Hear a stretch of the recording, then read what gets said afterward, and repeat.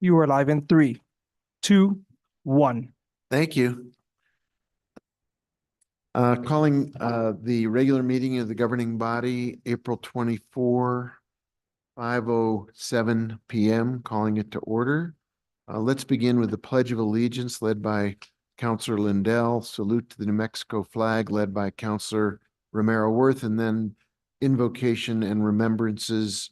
Councilor Lee Garcia will begin that for us. Please rise.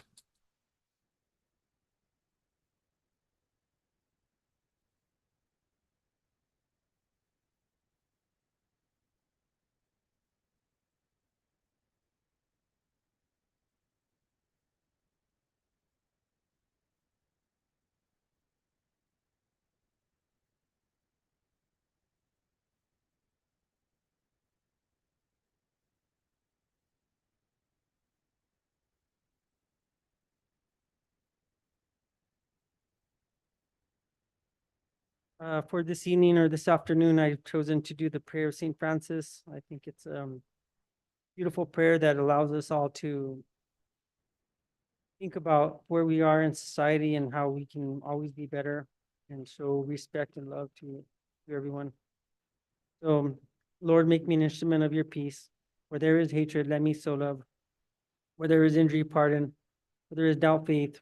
Where there is despair, hope. Where there is darkness, light. And where there is sadness, joy. O divine Master, grant that I may not so much seek to be consoled as to console, be understood as to understand, be loved as to love. For it is in giving that we receive, it is pardoning that we are pardoned, and it is in dying that we are born to eternal life. I'm going to say a Spanish quick prayer. Dios nos guíe por buen camino, líbranos de todo mal, concebida sin mancha, sin pecado original. The prayer that in translation says, guide us and protect us from all evils and be with us. Thank you, Mayor. Thank you, Counselor. Are there remembrances at this time? I would like to send out my thoughts to the family of Kent Lineback, in particular his wonderful wife, Carol Franco, who both Kent and Carol are friends of mine from back at the Harvard Business School. And Kent and Carol moved here years and years and years ago. He led an amazing career as an author, co-author of some of the most important business books of recent American management history, was a guy with a great sense of place, a fun sense of humor, a gentle individual, and a delightful friend to have. We lost him, and we send out thoughts and prayers to Carol and the family, and know that Kent left behind a phenomenal legacy of work that has influenced lots of people, lots of business people, and people just interested in how to think about the world of work. And we're going to miss him, and we're going to remember him, and we're going to take his family into our hearts. Councilor Lindell? I wanted to remember Hannah Glass Padilla. Hannah owned Santa Fe Tails. Many of us have taken our pets there for wonderful care. She also worked at the animal shelter as a behavioralist for a number of years. We have many mostly dogs in this town that were able to find homes because of Hannah's generosity and her caring. She would go to the animal shelter and take dogs that had been there for many months on end, and to give them a break from the craziness that they experience at the shelter, take them over to Tails and give them some time out from being at the shelter for so many days on end, and work with them so that they would be an animal that would be readily adopted into a family and find their way of fitting in. Just gone way, way, way too young, and a tremendous loss to this town. And she was fun as could be, and she was also one of the people that started the bowling alley, giving kids something to do and adults something to do in this town. And she will be tremendously missed. So let's remember her kindly and send wishes to her family and her 2 young children. Let's take a minute also for the people here in Santa Fe and in other parts of the country and around the world. We're dealing with a lot of suffering, people struggling, people dealing with war, people dealing with pain, sickness, poverty. Let's bow our heads for a moment and take them all into our hearts.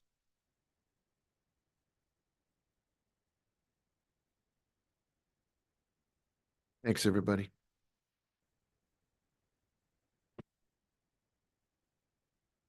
Madam Clerk, would you please call the roll? Certainly, Mr. Mayor. Counselor Cassett? Here. Counselor Chavez? Here. Counselor Faulkner?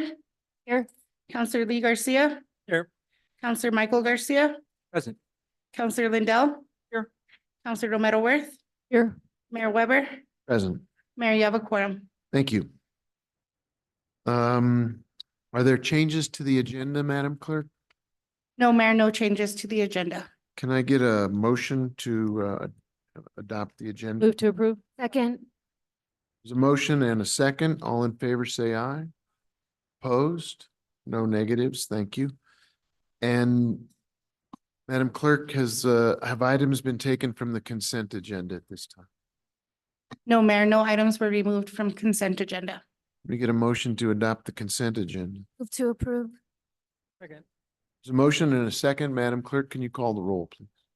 Certainly, Mayor. Counselor Cassett? I think she just stepped out for one. Counselor Chavez? Yes. Counselor Faulkner? Yes. Counselor Lee Garcia? Yes. Counselor Michael Garcia? Yes. Counselor Lindell? Yes. Counselor Romero Worth? Yes. Mayor Weber? Yes, Motion passed. thank you. With that, Madam Clerk, if you could take us to item 8A, please. Certainly, Mayor. Item 8A is an audit update, and here to present is Finance Director Emily Oster. Director Oster, welcome. Good evening, Mr. Mayor and councilors. It's a pleasure to be here with you this evening.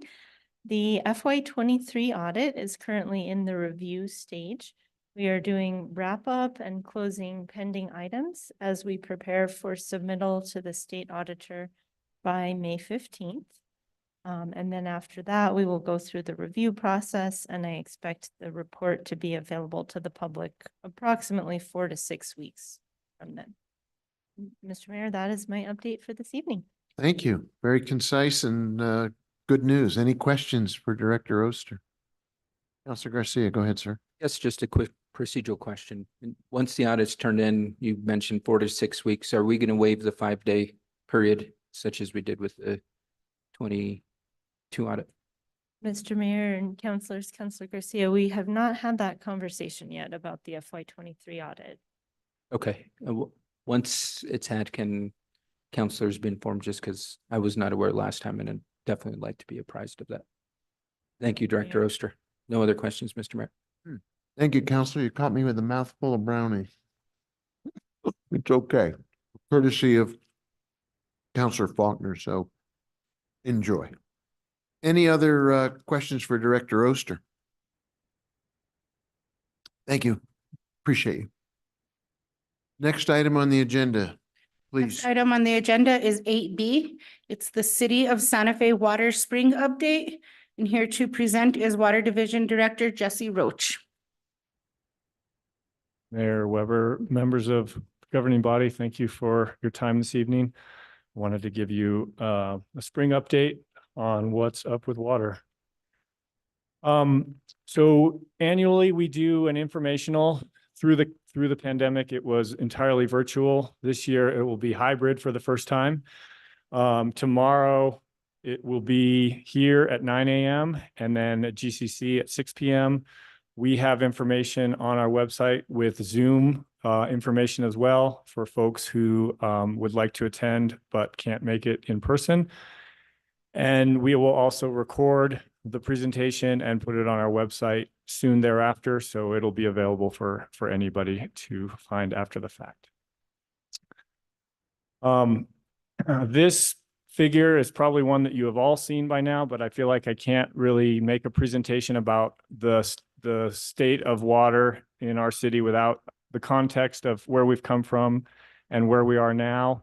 And I won't belabor it too much, only to say the big pieces here are that since 1995, when the utility was purchased by the city, we have reduced total production from about 13,000 acre feet a year down to 9,000 and 10,000 acre feet per year. And in addition, we added a fourth supply such that for the past 10 years or so, we have been surface water dominated, which is a sustainable water supply, and we have been resting our well fields. Could I ask you to pause for 1 second? You're going to use some language in this presentation that is absolutely your vocabulary, but some of us aren't water experts. So when you say production, in civilian terms, what's a translation of that? Mayor Weber, thank you for the question. Production is the total amount of water that we diverted and treated for use by customers. And it doesn't mean that that's how much we actually sold. It's how much we produced at one of our 4 water supply sources. And those supply sources are Canyon Road Water Treatment Plant, which treats Santa Fe River water, the Buckman Direct Diversion Treatment Plant, which treats Rio Grande water, and the 2 well fields, one within city limits that we call the city well field, and the other on the way out to the Rio Grande that's known as the Buckman well field. Thank you for that question, and I appreciate you slowing me down. One of the things that happened last year that council should be aware of, that governing body should be aware of, is that our gallons per capita per day, which is a metric of conservation, bounced up. So the figure that I'm showing here shows from 1995 through 2023, the blue bars are the population served by the utility, and that scaled on the right side. And so you can see that we went from less than 70,000 people in 1995 served to approximately 90,000 people served now. And at the same time, the total water that we produced divided by that population gives a metric, which is the average gallons per person per day that can be assigned to each customer. That has fallen drastically through time as we've used water more and more efficiently. It started at 168 in 1995 and then dropped all the way below 90 for 3 of the last 5 years. This past year, it bounced back up to 97, and mostly that has to do with a dry summer, and also the fact that we use potable water to irrigate turf on golf courses and parks. However, there is a piece of good news in that, and that is that it was a good snow year on the Santa Fe River. And so this chart that I'm showing shows for 1995, which was the worst on the far left, how much well water we used and how much river water we used. And then for the last, since 2011, since the Buckman Direct Diversion came online, that split of river water versus groundwater. And mostly want to point out here that even though last year our total production jumped up to almost 10,000 acre feet, our groundwater use, which is really our savings account, the thing that we're trying to protect, actually fell in comparison to the 2 previous years. So although it was a big production year for us, we were lucky to have a lot of available snowpack last year. This chart just shows as a way of representing where the water came from last year. And so you can see that actually more than half of it last year came from the Santa Fe River, represented in this light blue color. More than a third of it came from the Buckman Direct Diversion, represented in the dark blue. And then the remaining 13% came from our 2 well fields. And we do utilize water from the well fields to make sure that that resource is ready to use. So just like a car in a garage, you want to drive it around the block. On occasion, we also make sure that our wells are ready to fire up, and we fire all of them up at least monthly. And so we do want to use them to some degree, but again, the well levels are recovering because we are resting them. One of the topics last year and continuing into this year of interest was 2 Mile Pond. And in 2023, there were some changes to water infrastructure and the pond level. A structure that allowed diversion of river water into the pond complex was deemed illegal and removed in July. And then also in July, a clogged outlet structure was cleaned to bring the pond down to its 1994 design level. These photos show the overgrown outlet works in July of 23. If you are close enough to the photo, there is a little metal rim in the middle of that red circle. And on the right, it shows what the pond looks like recently. So there's still a nice pond there, but it's lower than it was in July of last year. We have hydrologic and ecologic monitoring studies underway to help inform policy discussions and decisions relative to the flow and storage of water in that complex. Two large infrastructure projects that I would like to point out here are the Nichols Dam Outlet Works Rehabilitation Project. This is a drone view of Nichols, which is the lower of our 2 reservoirs on the Santa Fe River. Water from Nichols is released and treated at the Canyon Road Water Treatment Plant, which is at the top of Canyon Road. This project will be on the order of $18 million for the construction, and we will need to have this reservoir completely empty by August. This will improve safety and extend the dam's life by upgrading this aging infrastructure. And ultimately, part of this plan is to allow us to aerate this reservoir, which will allow us to simplify some of the treatment that we do at Canyon Road and reduce manganese in the water, which is something that troubles us occasionally. The Canyon Road water treatment upgrades, we expect the construction ITB to go out next month. And it's essentially an upgrade to the flocculation and sedimentation infrastructure that is at end of life. So in this photo, the 2 sort of circular structures on the right will be entirely replaced. This will improve and increase our ability to treat water at that location on the order of $17 million as well. In terms of financials, this graph shows actuals for FY21 and 22 and the 2 left bars, and the light blue is revenues, the red are expenses, the green line is cash balance, and the red line is debt. Sorry. And mostly the thing to point out here is that the water division has on the order of $40 million of revenue per year. So where it bounces up, this is actually taking on loans because of the large expenses in place. I mentioned 2 of the large projects in Nichols and the flocculation sedimentation upgrades.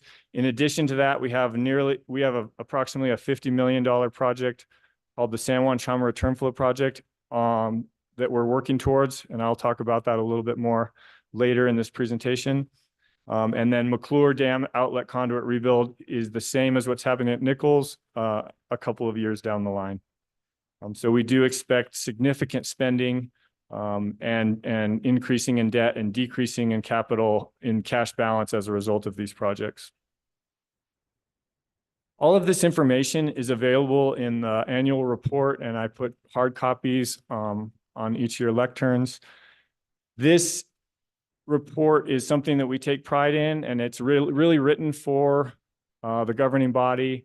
And it's written, I would say, also for water division employees of the future. So it is something that we like to look back at to understand what we were doing when and then. We like to make it readable. So if you do have a chance to look at it and there's something that you would like in there that's not in there, we're very open to that and open to feedback. I hope you get a chance to look at it. It's also available online. So back to the San Juan Chama Return Flow Project. This is probably the key project for us in building resiliency in the face of climate change. And the idea of this project is to achieve full consumption of our San Juan Chama water. That's a mouthful, but let me explain. Currently, when we want to divert water to the BDD from the Rio Grande, we release the water from Abiquiu and it goes down and a certain amount is lost. And then the rest of it we can divert and treat and send into the city. With this return flow project online, we will take the portion of that water that was San Juan Chama water and was utilized indoors and collected by the wastewater collection system and treated at the wastewater treatment plant and return it to the river just below where we diverted it. And so the key of these figures is to show that below this location, there's no change in the flow of the Rio Grande. But on the right side, with the project in place, we're releasing far less water to make the same diversion because now we're making the river whole with return flows. This water is expected to make our San Juan Chama water go as much as 3 times farther, this project. So this is one of the other key summary slides that if you remember only 2 things from this presentation, this would be one of them. And that is that from 2014 through 2021, our use of river water in blue and well water in orange was below 9,000 acre feet per year. And our estimates of what was sustainably available during that same time are about 12,000 acre feet per year. You see most of the differences in the wells. We're resting the wells for when we need them. But also, we're only using about 3/4 of what we consider currently to be our sustainable supply. And by sustainable supply, we mean the amount of well water that we could use year in and year out forever without impacting the overall ability of those wells to produce that water. We historically did for periods of time use much more than this, and we were using the well fields unsustainably. Then when you add the San Juan Chama project into this, you see that we more than double our surface water resource, essentially because we're tripling the San Juan Chama portion of that resource. And so that takes us to on the order of 20,000 acre feet of sustainable water available in the city. And so that's a resilient place to be in. With that, I will stand for questions and I appreciate your time.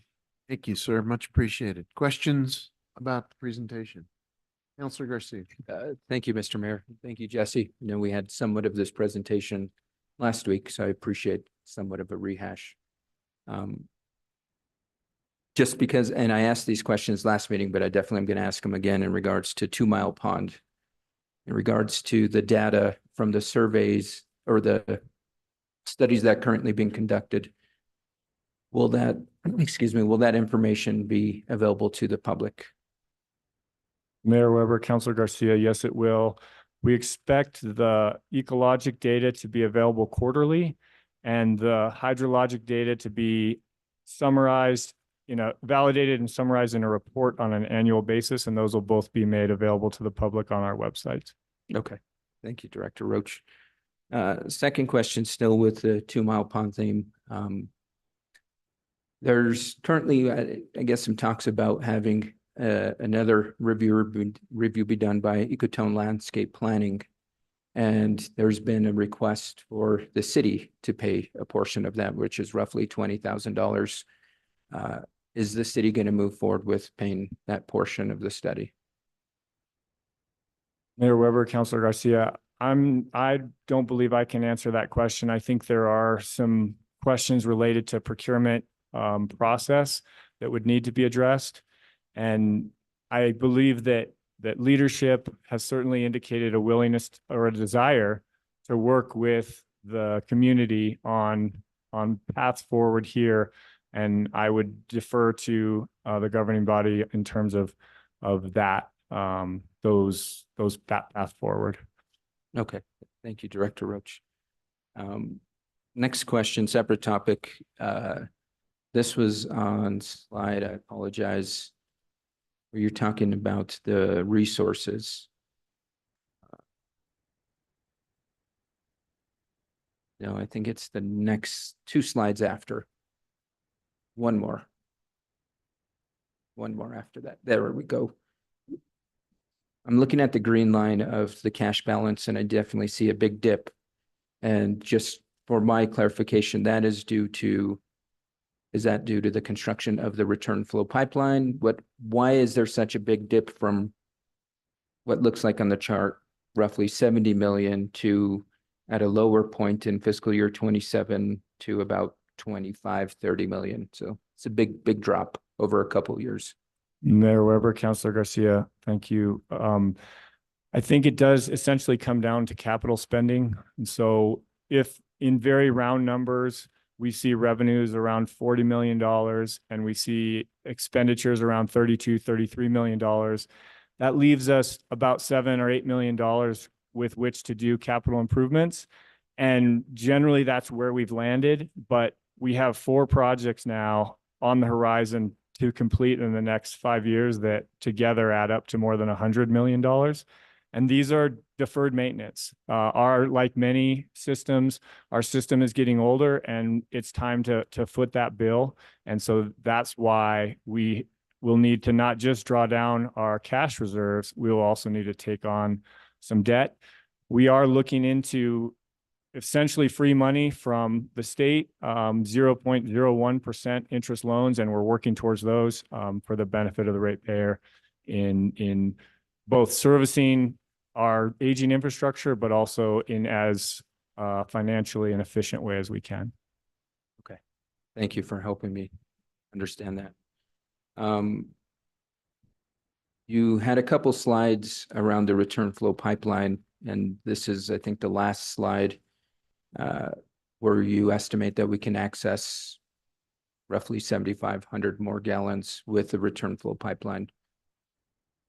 Can you help me understand or help the public understand how reliant we are in regards to having a fully functioning wastewater treatment plant to treat the water to pump it back in the river? So what happens, for example, if the treatment plant is not operating and we can't treat the water? Can we access water from the San Juan River? Can we put the pipeline into use, or does that get paused?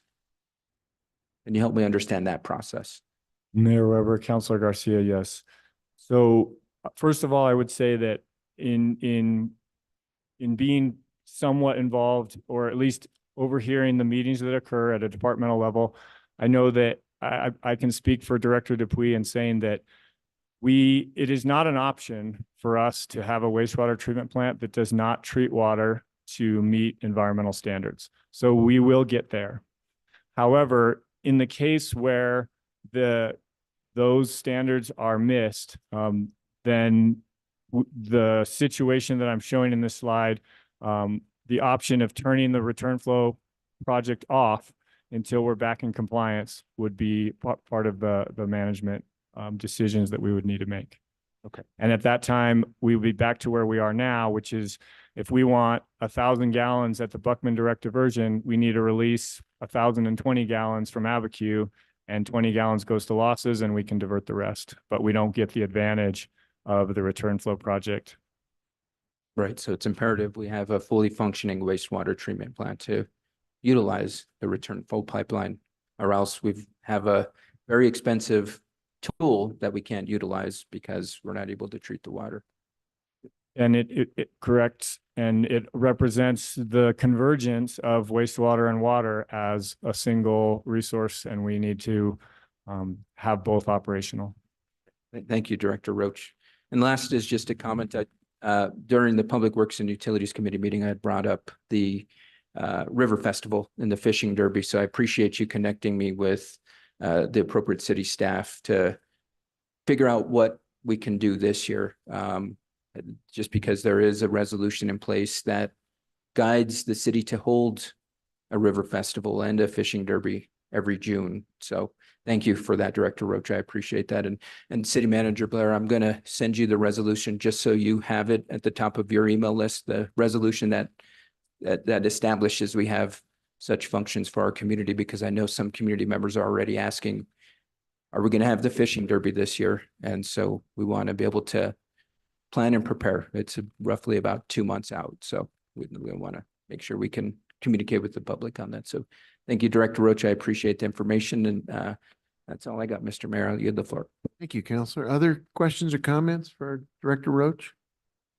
I'd like to take a minute to give you a compliment. I think this is really important work. I know our community consistently asks about our water availability and the ways in which we are planning for smart water use. I have a small, as a former editor, I'd like to make a small suggestion, which is that on page 9, we actually have 5 water sources, one of which is called conservation. And we rely on that very heavily to help produce water in a different way. And that's by not wasting it and by treating it as the irreplaceable resource that it really is, that makes everything else possible. And as a community that has, as you say, over time, done a remarkable job of diminishing our water utilization because of the emphasis on conservation, helping to call that as a top of mind first line of defense for our future water policy seems to me an absolutely essential part of our water program. And so advising people always to download the Ion Water app, to take precautions against leaks and things that inadvertently may lead to water wastage, to be aware that we really don't have a drop to spare as a critical part of our ongoing water approach, I think is, I know you believe it. I just want to make sure we say it every chance we get, because we should always lead with water conservation as the least expensive, most environmentally sensitive way to address our future water, current and future water needs. That's my only comment, sir. Thank you, Mayor Weber. That's a great comment. Any other questions? Thank you for the presentation. I hope things go well. Make sure people know how to ask questions. I know you'll get them, and either in real time, or if they can't in real time come through with a question, I'm sure there's a way for them to submit questions during your presentations and get a follow-up answer in the next few days. Will do. Thank you. Thank you. Any other questions or comments? Much appreciated. Glad you could come in and do this, and it's always a really critical briefing that you give us.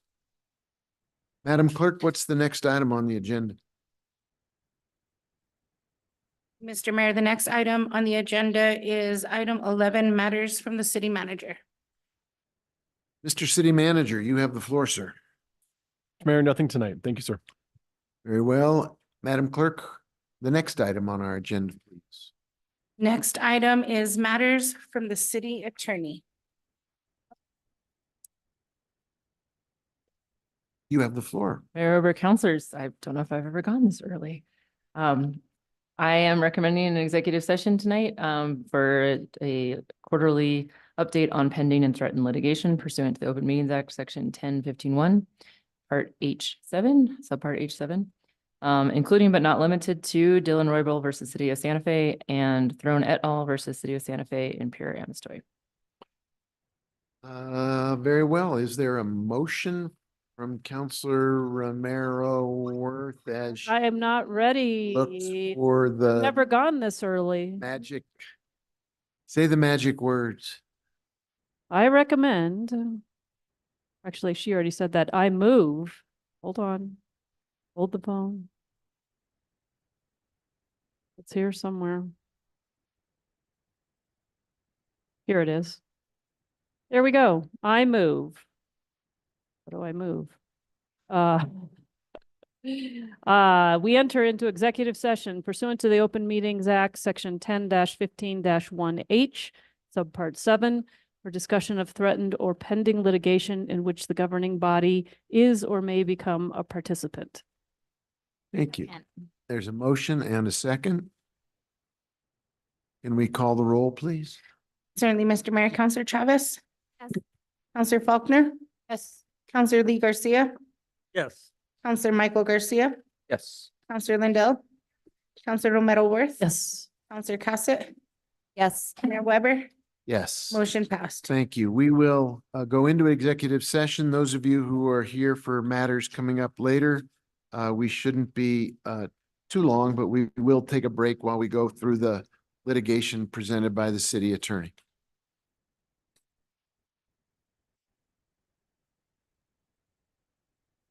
Careful.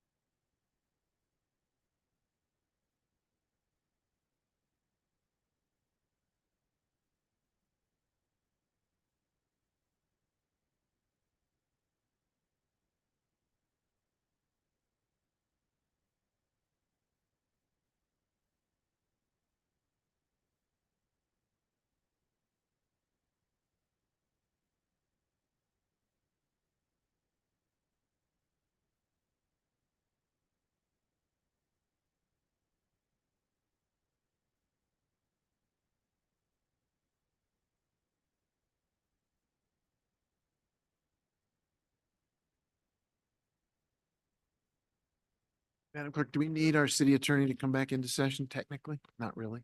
So, Councilor Mayorworth, you want to make a motion for us? Okay, we're gonna wait for you to find it. It's right here.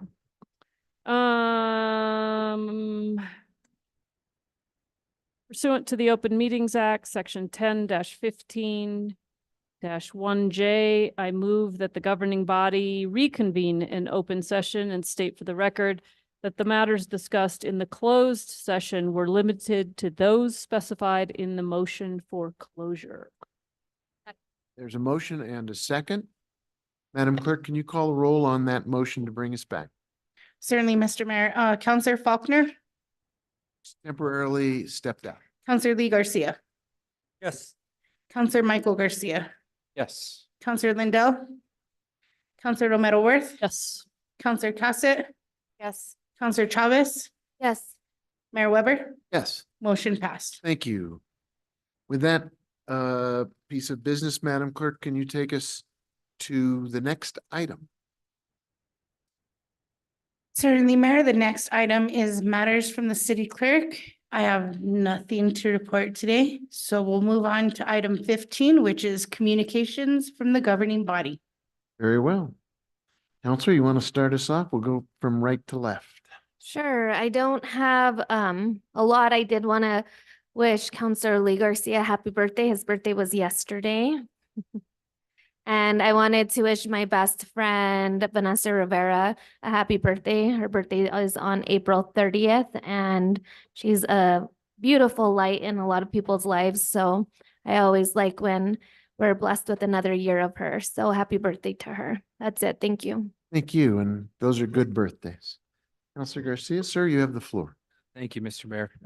Kind of a rehash from last meeting, but just want to give a shout out to Carol Branch and the Keep Santa Fe Beautiful team for every year raising the bar on the Great American Cleanup. And so kudos to them and the huge accomplishment that we had a couple weeks ago. Additionally, I do, because I've had a couple residents and constituents ask me about what actions can the city take regarding the unfortunate incident where a member of our community had passed away after she had walked away from her facility. And so I just wanted to relate to the public that I have requested that legislation be introduced to begin to develop standard operating procedures and update any policies. That way, when a member of our community gets reported missing, that we can do everything within our power and be proactive. And ultimately, if certain limitations around state law alerts aren't met, we can really look in internal and how we can work to support our community. So just wanted to give the community that is in the works. And then lastly, Feliz cumpleaños, Councilor Garcia. 21, sheesh. I don't know how you do it, but you must have the fountain of youth over there. Happy birthday, sir. Thank you, Counselor. Counselor Lindell? I only have one little item tonight. I was going to report that after a very, very long 27-year engagement, that well, Mayor Weber will have something to say also, that Mayor Weber did the deed, and Maria and I got married about a week and a half ago in the mayor's office. It was a long engagement. And we had a wonderful time, and I think that it's important to acknowledge that love wins, and that we made that decision based on what's happening in the country, and that as much as we've been together for 27 years, the fear of proposed legislation all over this country scares us, and it makes us extremely sad. We were doing just fine, not married, but now we're married. So thank you all. I will have a few comments about that later. Counselor Faulkner? I just want to, I've been kind of tracking a project in District 3. I have a little bit of an engineering mind, and there's a part of our trail that had been in a terrible state because of erosion. And so I was checking on it on a daily basis. Whoever did that job of fixing that, incredible work. I mean, it's outstanding. It's such an amazing fix. I really appreciate whatever crew did that work. It was incredible. And congratulations, Sig. Thank you, Counselor. Counselor Merrill? Thank you, Mayor. Kind of brief. Also want to congratulate Keep Santa Fe Beautiful on the Great American Cleanup, better than ever. And super beautiful day that they picked, and happy to be a part of that. Seems like there was something else. Oh, also want to just shout out to Santa Fe Little League, opening ceremonies. Number of the members of the governing body attended, and super fun to see the kids kicking off another year of Little League, and watching them all run the base or home base, and just super fun to see our new field, which is now a year old and doesn't look even a day old, which is also remarkable. So that's cool. And then shout out to my daughter, Elena, who is celebrating a birthday this week. And I guess it's a popular time to be born, or to get married. So shout out to her. Shout out to you, Counselor Lee Garcia, on your birthday. Sorry you had to spend it in budget hearings with us, but I hear it the day went all right anyway. So anyway, that's all I have. Thanks, Mayor. Thank you, Counselor Cassidy. Thank you very much, Mayor. Also wanted to congratulate Santa Fe Little League on opening another season. My tiny human was one of the ones there running the bases. He is actually at a game right now, or starts at 6:45. So unfortunately I missed his game Monday and Wednesday. Mommy will be there on Friday, I promise. No matter what. But it's really, really exciting. The kids just love it. And it really is such a wonderful experience. And I really encourage anyone to just go out there and see all the people who are enjoying their time outside at Regal. Regal looks lovely. The field is beautiful. So really just want to thank everybody who had a part in that.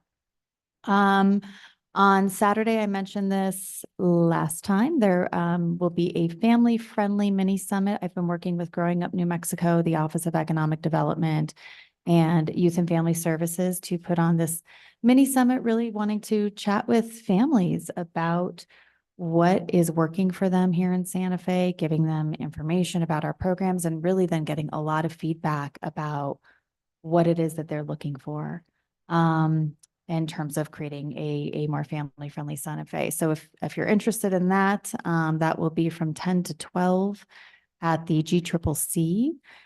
There will be childcare available, but you would have to register ahead of time, and you can do so on the Growing Up New Mexico website.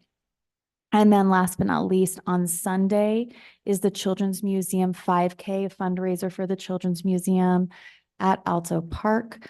So that is at 9 a.m. I am sure that you can still sign up, or you can simply give them money, because it's a wonderful, wonderful organization. That again, I guess a lot of focus on the kiddos day for me. And then happy birthday, Lee. Thank you for spending it in budget hearings, and congratulations to Sig and Maria. Thank you. I actually got to run into Sig as she was going into City Hall. So I've been like holding this in for a week and a half. So thank you for making it public, and congratulations to you, Maria. Counselor Garcia, the birthday boy. It's my party, and kidding. Thank you all for the well wishes. Congratulations, Councilor Lindell and Maria. Talking about baseball and talking about springtime and talking about the beautiful weather. And I think a lot of people will be out there firing up them grills and having a good time with their families, and just be aware of, how dry it is out there. Even though we did have a good winter, but kind of wanted to throw that plug out there, and that's all I have tonight, Mayor. Thanks. Thank you, Counselor, and seriously, happy birthday. That's really sweet.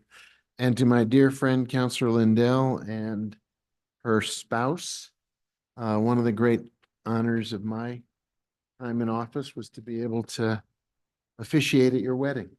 And it was one of the sweetest, most fun weddings you could imagine. What it lacked in pomp and circumstance, it made up for in love and good humor, and just a feeling of people really caring about each other. And I'm very pleased to be able to be part of that. That was an honor that you chose me. I want to just mention a few things that are going on, because we're hitting spring and summer. The pace is picking up dramatically here in town. So much to do. It's very hard to schedule all of the good stuff that's going on. Tomorrow morning, if you're not otherwise occupied, at 9:30, the World Affairs Forum is having a symposium at the community college on America's role in the world. I think it promises to be very informative. And then tomorrow night at 6:30, New Mexico Writers Dinner. We know that this is a city of storytellers and writers, and every year for the past few years, the writers have gotten together, raised money, and given scholarships to people who want to be in the world of writers. And after that, it just gets busier and busier. Arbor Day celebration on the 26th, Ready, Set, Go, Wildfire Preparedness Workshop. 27th, the Rapid Hire event featuring parks and open space and transit. Groundbreaking on the 27th at Alto Street for those affordable housing units. If you're not busy on the 28th, be sure to go down and watch the Isotopes play, because it's Santa Fe Day, featuring our own Chief Moya, who will be throwing out the first pitch. So it is a great time to be in Santa Fe. There is no lack of fun activities and ways to be engaged in constructive community events. Councilor Romero Worth. Mayor, can I just mention also that on Friday at 10 at the rail yard, the Parks Division is putting on an Arbor Day celebration. And I think we're planting a tree. So just wanted to give a plug for that. Yes. Very good. Yeah, Councilor Garcia, you have the floor, sir. Thank you, Mr. Mayor. Just one other notice that I think a bunch of the councilors, and I think believe you as well, will be participating in the Governor's Cleanup Challenge next week with some of the high school students. And so definitely looking forward to that. Excited to be assigned to the Santa Fe High Demons, being an alum, and be good. I think it'll be interesting to see which team wins, given what they've got planned, and there's going to be a video. So more to come, but thank you for allowing me to share this. Great. And I think they'll all be winners, because they're all going to help clean up and be proud of it. So that's a great event. Madam Clerk, that completes communications from the governing body. Can you take us to the next item on the agenda, please? Certainly, Mr. Mayor. The next item is item 16, introduction of legislation. 16A is consideration of resolution sponsored by Councilor Alma Castro and Councilor Signe Lindell. It's a resolution updating the terms for consumption of alcohol on city property previously approved in Resolution 2023-7 to authorize consumption during Site Santa Fe's benefit dinner on July 19th, 2024 at the Ramada in the Rail Yard Park pursuant to subsection 23-6.2C SFCC 1987 and retracting the previously approved date of June 20th, 2024. Councilor Lindell, you want to speak to that? I think that, thank you, Madam Clerk. I think that it's self-explanatory from the caption. Thank you. Next item, please. Next item is 16B, consideration of a resolution sponsored by Mayor Alan Weber. It's a resolution adopting the fiscal year 2024-2025 operating budget. And as it says, this is something we do every year as we move the budget through the process of the hearings and then forward to the governing body so it can then go on in a timely fashion to be submitted to the state. Next item, Madam Clerk. Next item is 16C. It's consideration of a resolution sponsored by Councillor Alma Castro, Councillor Pilar Faulkner, Councillor Jamie Cassett, and Mayor Alan Weber. It's a resolution calling on the New Mexico congressional delegation to advocate for an immediate ceasefire and an end to violence in Gaza and Israel, for the safe and immediate return of all innocent hostages and unjustly held prisoners, for the immediate increase and delivery of humanitarian assistance to Gaza, condemning all forms of discrimination, including Islamophobia, anti-Semitism, anti-Palestinian, and anti-Israel bigotry, encouraging all residents to seek, invite, and practice civil discourse, expressing sorrow over the loss of lives and over the suffering endured by civilians in Gaza and Israel, and extending sympathies to Santa Fe residents who have been directly impacted by the ongoing violence. There are four sponsors. Councillor Faulkner, do you want to say anything about this at this time? I think what was important about this is there's members of our community that are deeply and personally impacted by what's happening in the Middle East right now. And I think the hope of the sponsors was to show that you can come together and I don't know, maybe try to start some healing of some kind and to just kind of cry out in the best way we can that humanity can do better and should be doing better, and that we should echo that sentiment within our own city. Councillor Cassett? Thank you, Mr. Mayor. And Councillor Faulkner said it perfectly. The other piece I would add was that I really appreciated was our conversations around how do we take really these global tragedies and what does it mean for us back at home? And what does this mean about how we have hard conversations? Because that is really what we would like to see in challenging situations. Obviously, this is, decade or centuries old challenge, but really thinking a lot about some of the disagreements and divisions in our home city, and how do we start to be willing to have those really tough, uncomfortable conversations where we can be respectful so that we show a better way of how we deal with conflict and what does that ideal look like? Because obviously what has been happening, none of it is okay. And as a city of holy faith, we can show a better way. Thank you. I'm sorry, Councillor Castro is unable to be with us tonight for good reason, but I want to give my colleagues a great deal of credit for the really thoughtful way in which they've approached the troubling and very unhappy issue that we're confronted with, and brought a good sense of collaboration and cooperation to coming up with a resolution that all four of us could sign on to and feel like we have worked together and in some ways tried to model an effort that demonstrates respect and compassion and consideration for each other and for everybody in our community. So we'll see as this goes forward. Hopefully it will engender the kind of dialogue that Councillor Cassett was describing, where people are able to talk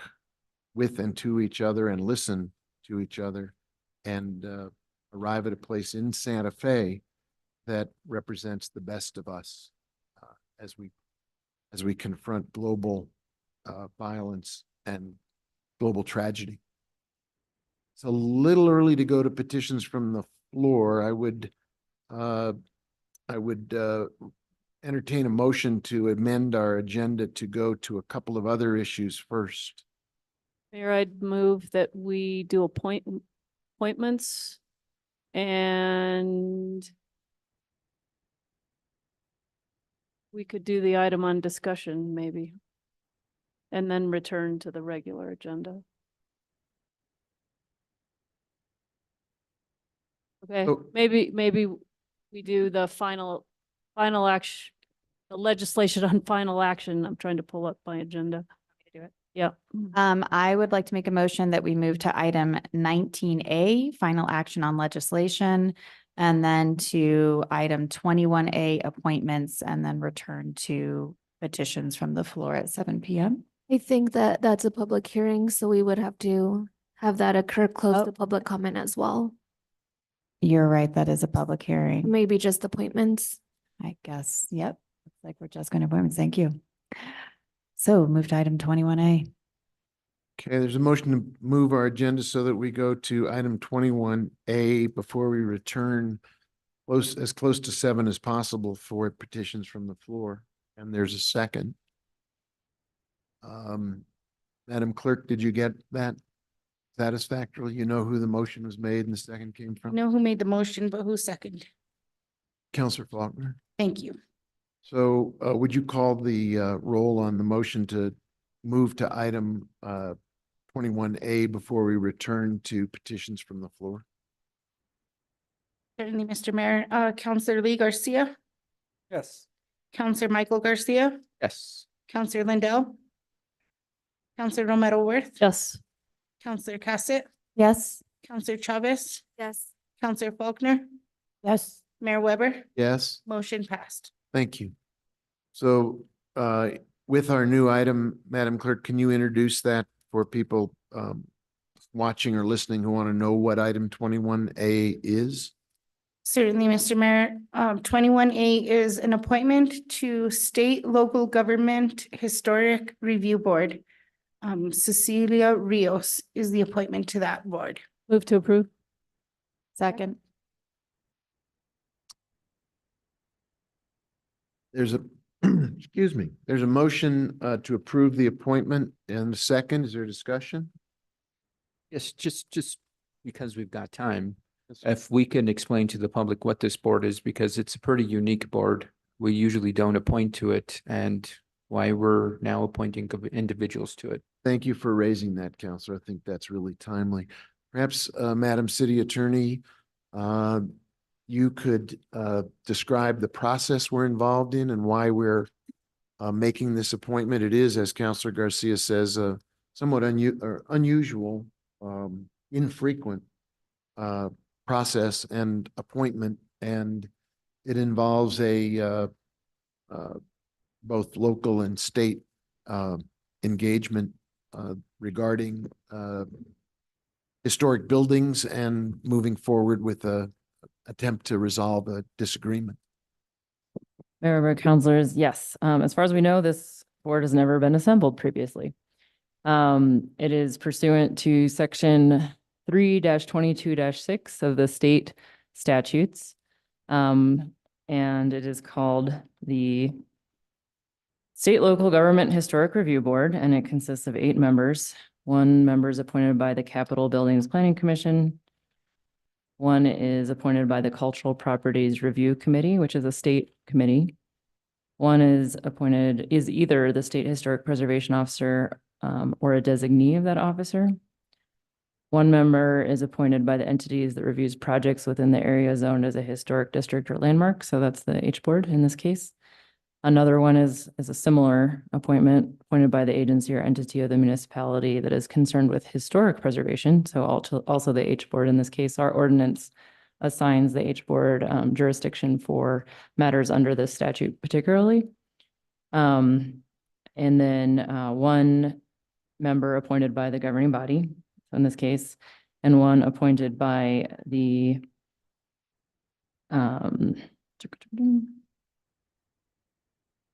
General Services Secretary, and then our appointees, the governing bodies tonight, and the General Services appointee together will appoint a 3rd member from the public.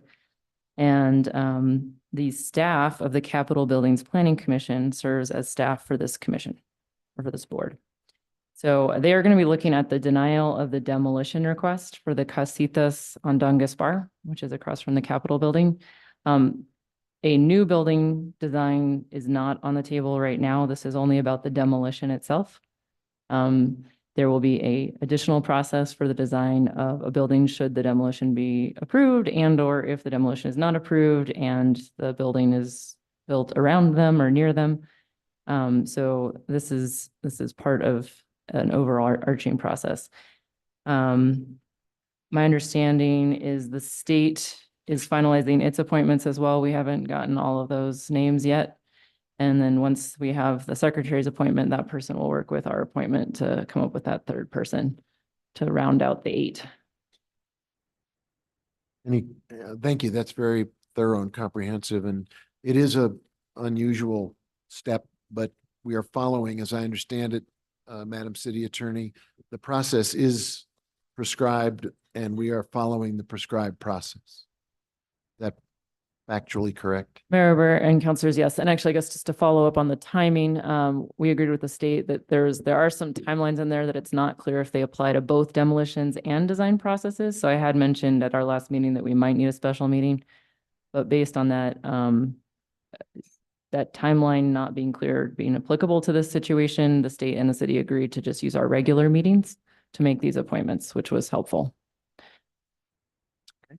Yeah, go ahead, Counselor. Just one quick follow-up because I didn't see it in the packet. I saw a lot of what the city attorney just covered, but is there any background info on Miss Rio's resume? Oh. What makes her qualified? Why we selected her to this unique position, et cetera? Mayor Weber, councilors, Cecilia Rios is the chair of our Historic Preservation Review Board. And my understanding is she has been a member of that board for 30 years or more. So significant background in and then the standards that this joint body will be applying are the standards from the city's code. So Ms. Rios has a very high degree of familiarity with those standards. Thank you. No, thank you for the question.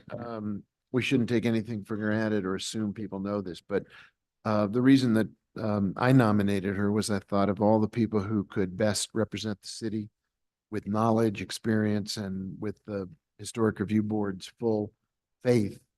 Nobody could do it better than our chair.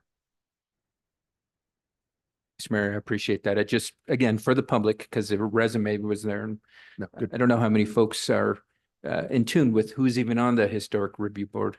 And so, Fair point. yeah. Thank you. Any other questions or comments? We'll see how this plays itself out. It's a new opportunity for us to collaborate and work with the state to try to resolve differences in a good way. Any other questions or comments? If not, Madam Clerk, do you want to call the roll on the motion? Certainly, Mr. Mayor. Counselor Michael Garcia, Yes. Counselor Lindell, Counselor Romero Worth, Yes. Counselor Cassett, Yes.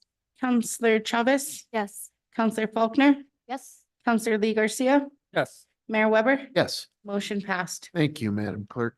I think it's now about 3 minutes to 7. I think if we begin the petitions from the floor, I think we're in good shape. We have people both here in the room, and I'm going to guess there are people on Zoom who would like to speak. If you're interested in addressing the governing body on anything other than a public hearing, please come to the podium and then we'll go to the Zoom next. Anyone who wishes to speak, you can have 2 minutes. The city clerk has a timer.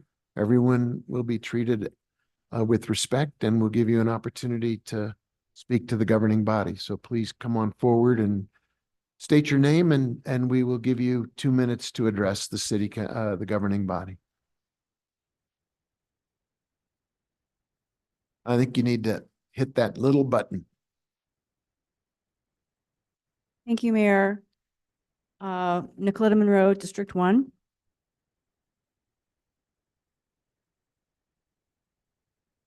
We are spending the surplus 30 million GRT without a special meeting being held to discuss it. Although a meeting is tentatively scheduled, I'm told, in May. The council just voted the consent agenda without discussion of a contract, item 9D, with an increase in financial obligation. In the Monday Finance Committee meeting, April 22nd, significant concern was voiced regarding this contract for Midtown, now on the agenda for this meeting of the governing body, April 24th. Request for approval of amendment number 1 to professional services contract item 24000112 with WSP USA Inc. This was a $90,000 contract from March 2024 that grew to $150,000 and now is $1 million a year for 4 years. The Finance Committee agreed to that on Monday, and you agreed to it tonight without discussion on the consent agenda. Page 1 of the memo for this contract in the packet reads, initial funding was from FY23 GRT earned in excess of budgeted revenues. And the next funding source will be 21, 22, 23 legislative appropriations for Midtown redevelopment. On page 88 of the budget book, there are figures listed for Midtown campus in the summary by fund section. This may be the funding noted. In 21-22, it's 3.7 million. In 22-23, it's 5.2 million. In 23-24 mid-year, it's 4.5 million. And budgeted for 24-25 is 4.6 million for Midtown. Is this unspent funding for Midtown? If so, why is another allocation necessary at $1 million a year through 27-28? Please consider that you're spending money, excess GRT, without discussion. Thank you. Thank you.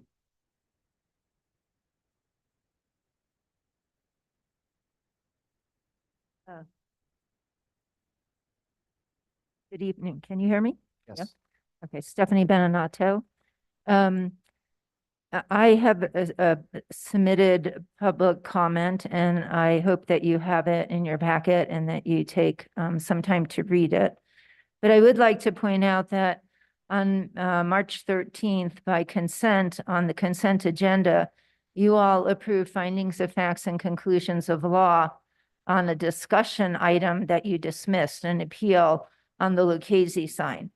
You had already adopted the recommendations of the city attorney. We are in court.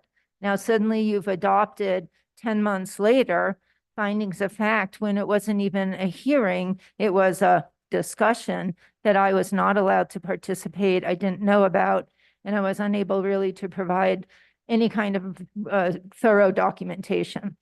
So I'm wondering why you did that. And I'm hoping that at least the 2 counselors who were not members at the time actually recused themselves.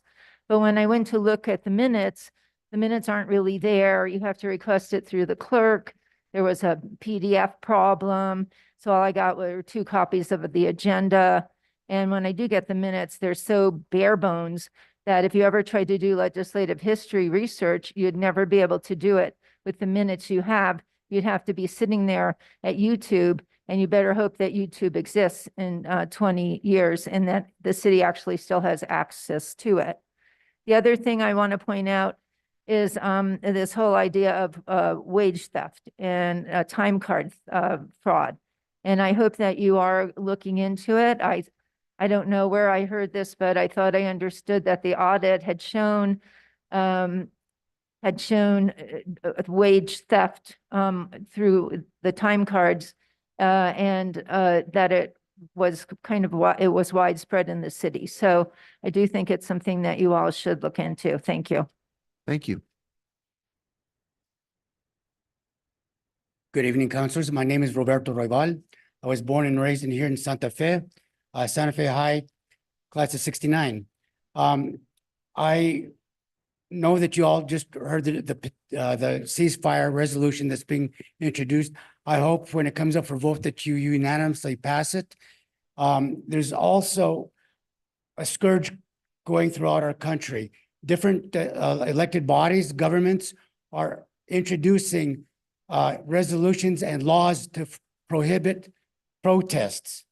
This is a basic fundamental right of ours, is free speech and to the right of protest. I would strongly urge you, if that ever comes to this body, that you just nip it in the bud. We never want to hear this. We will be here. I have a right to protest. We are nonviolent. We are peaceful people. And you see us here this evening. We're here calling for a ceasefire and just to encourage you to support the ceasefire in Palestine. Thank you. Thank you.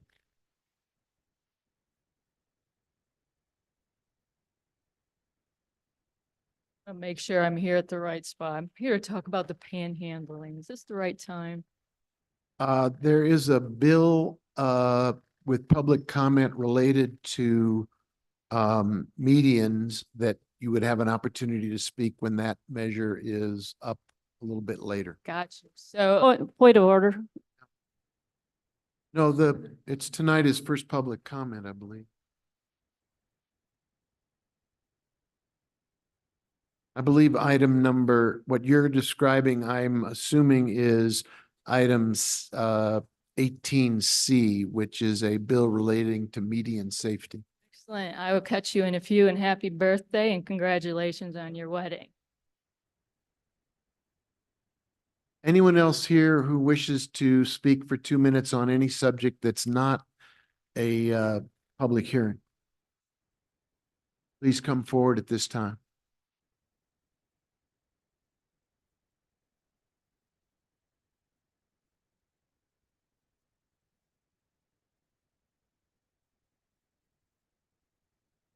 Good evening, council members, mayor. I spoke here last month. We need your name. My name is Samaya Cabre. Thank you.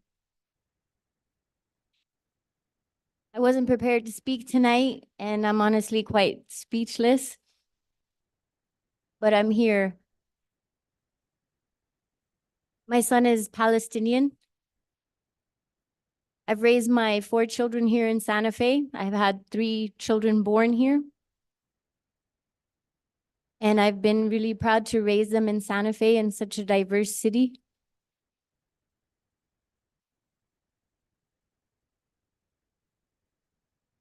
We haven't been sleeping in months. We've had nightmares. He lost 8 members alone in October, 6 cousins that were children. And we have not been able to reach anyone in his family. All of their social media is silent. No one's responding. And we are afraid to know how many actually have been murdered in the months since then. I understand, and I'm grateful that this resolution is going to hopefully join the many cities in America to pass a ceasefire resolution. And I'm grateful for the work of Alma Castro and the other council members to push it forward. But we need to end the funding to genocide of innocent people. We need to stop arming war crimes, crimes against humanity, crimes against the environment, against children, against women. Santa Fe, we should never be a part of that. We should stand against that. Permanent ceasefire, refund UNRWA, end the siege on Gaza. Thank you. Thank you.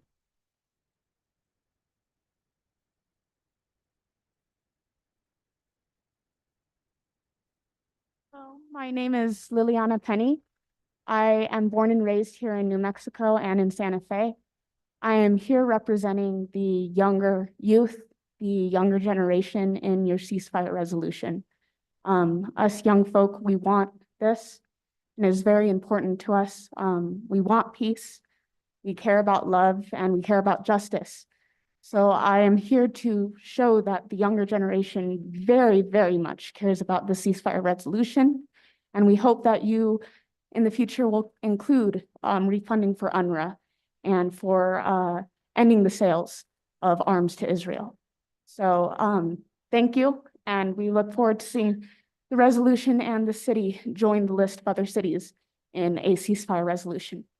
Thank you. Thank you.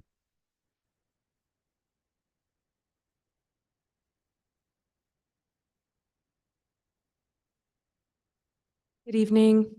My name is Ali Budner, and I'm a Santa Fe resident, a mother, someone who was raised Jewish. And I want to commend the city council for finally introducing a resolution for a ceasefire. It's a start, and I appreciate that. I really do. Deeply. And one thing I want to register here as a Jewish citizen of Santa Fe is that criticism of the state of Israel does not make me a self-hating Jew, does not make me anti-Semitic, but criticizing a genocide and atrocities against an entire people for 6 months and counting now is what I'm standing up against and what I have been standing up against since the beginning and will continue to. So I appreciate the moves that you're making. We will continue to be here until there is a call for a permanent and lasting ceasefire. So I just wanted to register that as well. That is deeply important. And I'm also with New Mexico Jews for a Free Palestine, a new group that's formed here. Thank you so much. Thank you.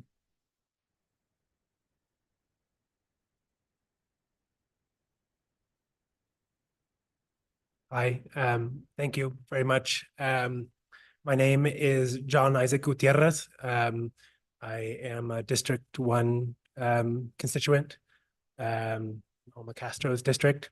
I really appreciate all the work that all of you have done to come to a coalition and a decision to introduce the ceasefire resolution.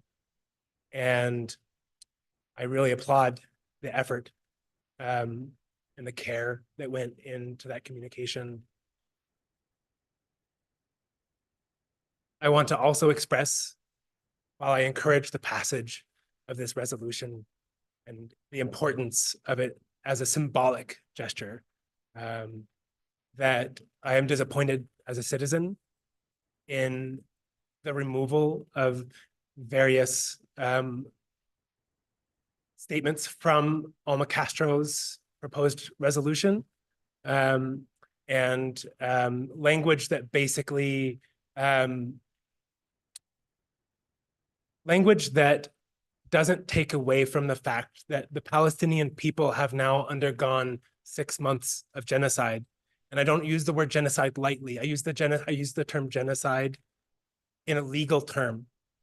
The ICJ World Court, the highest court in the world, and its 15-judge panel accepted South Africa's case and the premise of that case against Israel, that it is plausible the state of Israel is committing a genocide. It's a strict term. It's not an accusation, a strict term. And the use of two-sidesisms to make false equivalencies about the facts about what are happening on the ground right now.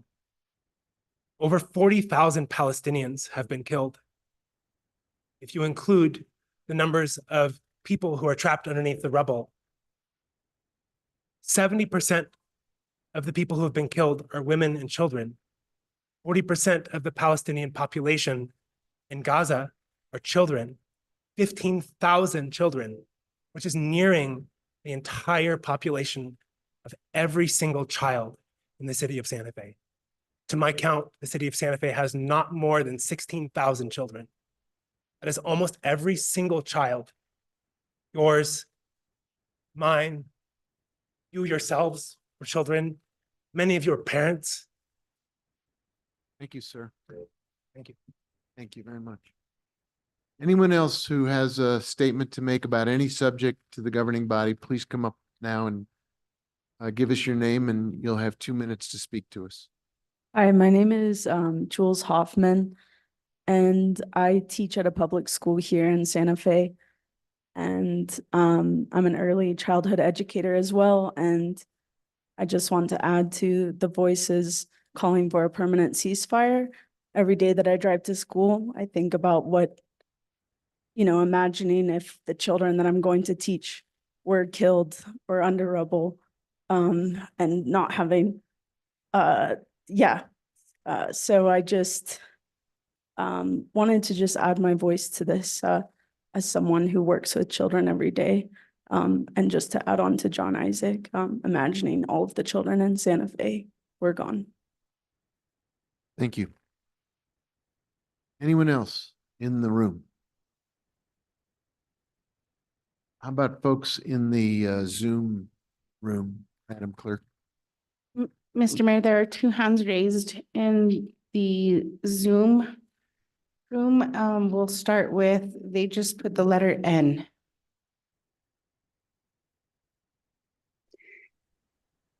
Thank you. My name is Nat Dean. Thank you, Mr. Mayor, council members, staff, and members of the public. I am a person with multiple disabilities. Many of you see me around and know me. The Americans with Disabilities Act celebrates its 34th anniversary in July of 2024. I'm going to point out two, and not in detail, two incidents that occurred to me with my service animal, which supports me in my disabilities. And I've been a service animal handler for more years than the ADA has existed. I was profiled and treated very badly at Southside Plaza restaurant. I was also treated very poorly at Market Street, Guadalupe. Their difficulties in managing customers who are not bringing in legitimate service animals that are fully trained led to an incident that resulted in extreme humiliation of me with my fully trained service animal. We can do better. We must do better. Please do not use our differences to discount one another. Showing up is stepping up, and we need you to show up and step up more. Enforcement does not lead to limits. It leads to education. It leads to embracing diversity and empowering everyone through education and understanding. JEDI is justice, equity, diversity, and inclusion.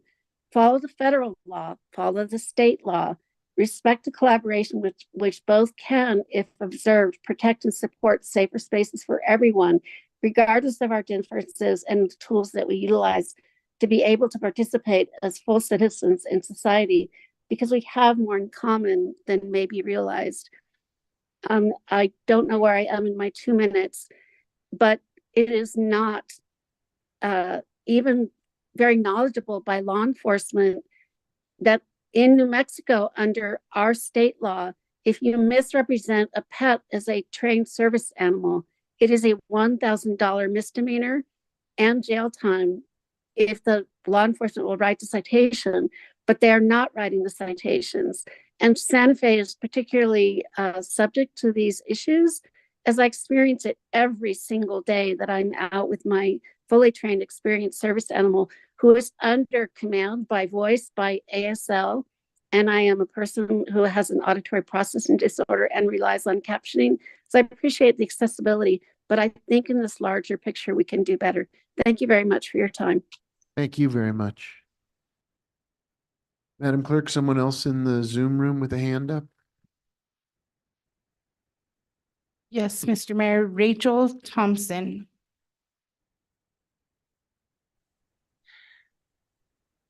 Thank you, Mayor and councilors. And I want to add my support for the ceasefire resolution.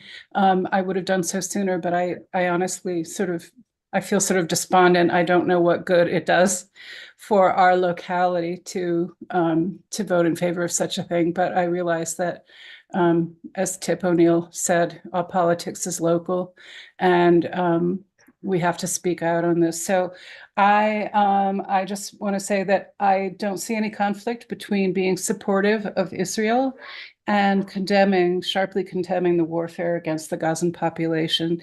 And I also really strongly want to condemn the increased settler violence against Palestinians in the West Bank, which is tending to go less reported because of the focus on the destruction of Gaza. And thank you.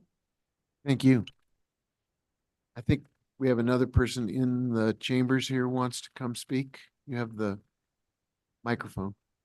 Hi, thank you. My name is Lauren Live. I live on 1512 Agua Fria Street, so I'm a citizen of Santa Fe, resident in District 1, and I'm just calling in support of the ceasefire resolution. So I'm also a chapter president, chief steward of the National Treasury Employees Union, Chapter 340, which represents Bureau of Land Management employees in the New Mexico State Office, Taos, and Rio Puerto offices. But I am speaking in my personal capacity today, so my views are my own right now. But just want to give you a little backstory about, why we organized our union back in 2021 was based on the premise of an injury to one is an injury to all, and that we are advocating for the dignity and respect of all humans. And so what I'm seeing right now in Gaza is antithetical to those principles. And I know that in our city charter, it talks about that the city governing body is supposed to promote, preserve, and advocate for human rights of all people. And that's why I think that this city council, like that resolution that's being presented before the governing body, is in line with those values. And I would hope that our city councilors, like the people that we elected, I'm calling on you to be the leaders that we elected you to be, because our national leadership is failing us right now. And we have a very unique opportunity to stand on the right side of history in terms of what's happening in Gaza to the Palestinians. And so I just hope that we can align our values and actually practice what we preach and practice what's in that charter. And so I'm just hoping that we can, pass that resolution. So I yield my time. Thank you. Thank you.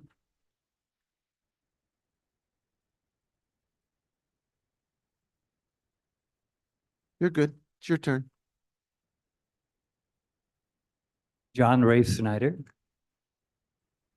Thank you so very much for bringing this resolution forward. And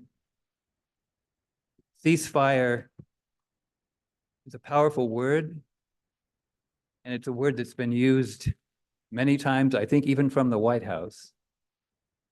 And yet the words and the deeds are not matching.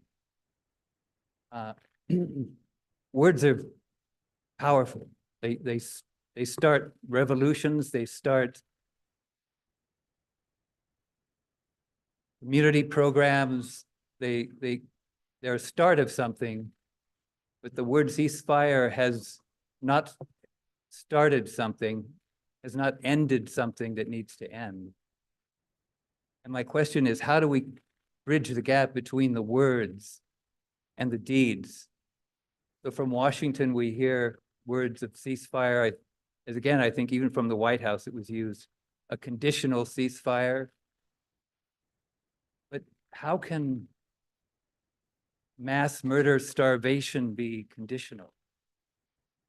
How can conditions be put on such a thing? And I'm just pondering out loud here how we can move from a statement of mere words without action to follow it up. So weapons, bombs keep pouring in. We can say ceasefire, but so long as the ammunition flows, the people perish and fall, the people suffer. As long as humanitarian aid is denied without, there are sentiments, oh, we feel for them. But what can we do? How can we move the action and the words into one place? Are we trying to appease both sides when it's not an equality of sides? There is there's a whole population of people that is on the verge of ending its existence. And that's not both sides. That's a one side against another. Anyway, thank you for listening to me. I'm sorry I rambled a bit, but thank you, sir. Again, what you've done. Thank you. Anyone else who has not come forward, this would be the time to do it. Or if there are others in the Zoom room who are waiting a turn. There are no persons in the Zoom room with their hands up, Mayor. I think we have one more person who wants to speak here in the chambers. Thank you, Mr. Mayor, members of the commission. My name is Sharon Argent Bright, and I am a resident of the county. I'm a nurse, retired Air Force Nurse Corps officer. I take care of people. I love people. I want to help people. And what's happening in Gaza that I read about every day is minimizing all of us. We should be standing together and sending one voice to stop the genocide, stop funding arms to Israel. Thank you. Thank you. Anyone else? Before we move to the next item on the agenda. All right, Madam Clerk, can you move on to the next item on the agenda, please? Certainly, Mr. Mayor. The next item is 18A. It's public comment on bills. First public comment, no action. 18A is consideration of bill number 2024-3 and adoption of an ordinance sponsored by Councillor Jamie Cassett and Councillor Alma Castro. It's a bill relating to housing discrimination, defining source of income and prohibiting discrimination based on source of income, including sex in addition to gender as a protected class, defining owner and making technical corrections. Very good. This is a not an item up for action, but it is an opportunity for public comment. So if anyone wants to come forward and speak to this bill, the clerk will keep the clock and you have the floor to address the bill that's under consideration. Thank you. My name's Nikhil. I'm a Santa Fe resident and a tenant. And so issues around housing discrimination and the rights of tenants are very deeply important to me. And I would like to congratulate the City Council for introducing this very important resolution. As I understand, there are state level protections against source of income discrimination, but this is a problem that's still widely faced by many tenants around the state. Earlier this month, tenants at the Alianza Tenant Union at the Las Lomas Apartments up in Española have been facing repeated retaliation and abuse from the property managers who represent an out-of-state company. These are people out in Utah who are buying New Mexican land and telling New Mexicans, including native New Mexicans, including people who have lived here for generations, that they don't have the right to live on their land, that their housing vouchers are not valid, that they are somehow less desirable tenants than middle-class professionals that they're hoping to court and favor. And so I think that the abuse of tenants and the discrimination against the poor and those and the working class has gone on long enough in New Mexico, and I'm really happy to see the City Council take on this issue in Santa Fe. Thank you. Thank you.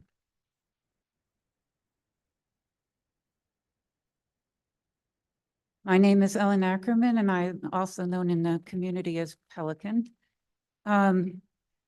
I am a Section 8 recipient, and actually the state did not pass thing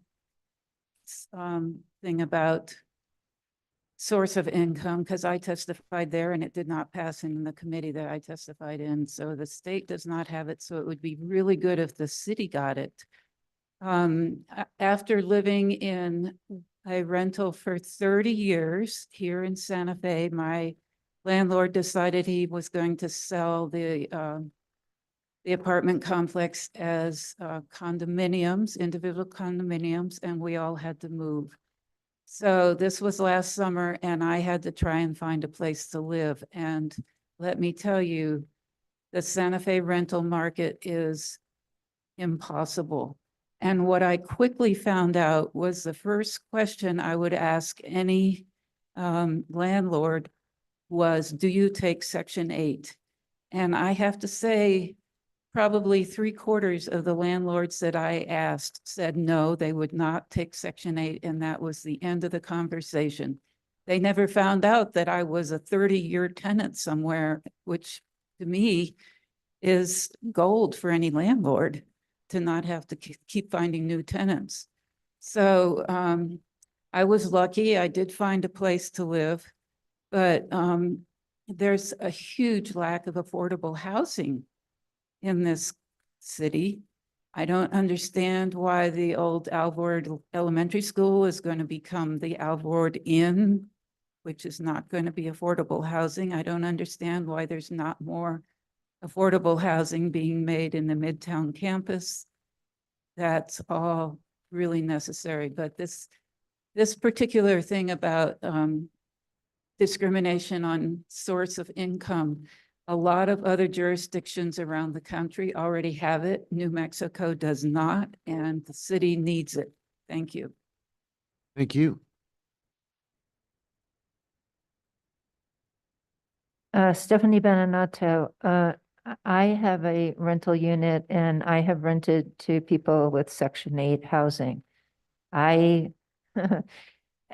It's guaranteed, it's guaranteed income. So I don't really know why people would actually say no based just on source of income, because it is guaranteed. I wonder, however, because on other laws that have to do with discrimination, it starts at a certain number of units, or if the owner lives on the property, it doesn't apply. So I'm just wondering how this fits into that. And if, maybe you could discuss that a little bit in terms of the impact that would have. I do think that, we do need, unfortunately, to say things like you can't discriminate based on these types of categories. It's unfortunate, but, we do need to say it. And so I appreciate that this is going forward. Thank you. You. My name is Megan Robert. Thank you for having me, City Councilor and Mayor Weber. I wanted to say that I am for this bill, that this is a best practice in fair housing to support people who have vouchers. So I just want to share that I support this. Thank you. Good evening. My name is Monet Silva, and I'm the Executive Director of the New Mexico Coalition to End Homelessness. And we very strongly stand in support of this bill. We, on a daily basis, hear of stories of individuals that have vouchers and their voucher runs out because they don't have, no one will take the voucher. And so if we can take that away from, we'll add that to them not being able to be discriminated against for that reason, would open up a huge number of housing for them. We hear so often that people want to do something about homelessness, and this is something that could be done. It could help people get off the streets and into housing, and be able to change the way that Santa Fe is. So thank you. Thank you. Anyone else on this bill? Very good. Oh, is there a Zoom hand up? I'm sorry. Yes, Mayor. Rachel Thompson.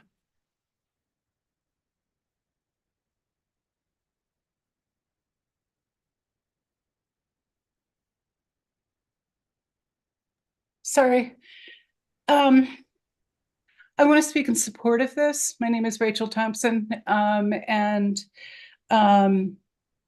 I have a friend who lost his housing, his Section 8 housing, after like 25 years, because the owner wanted to sell the house.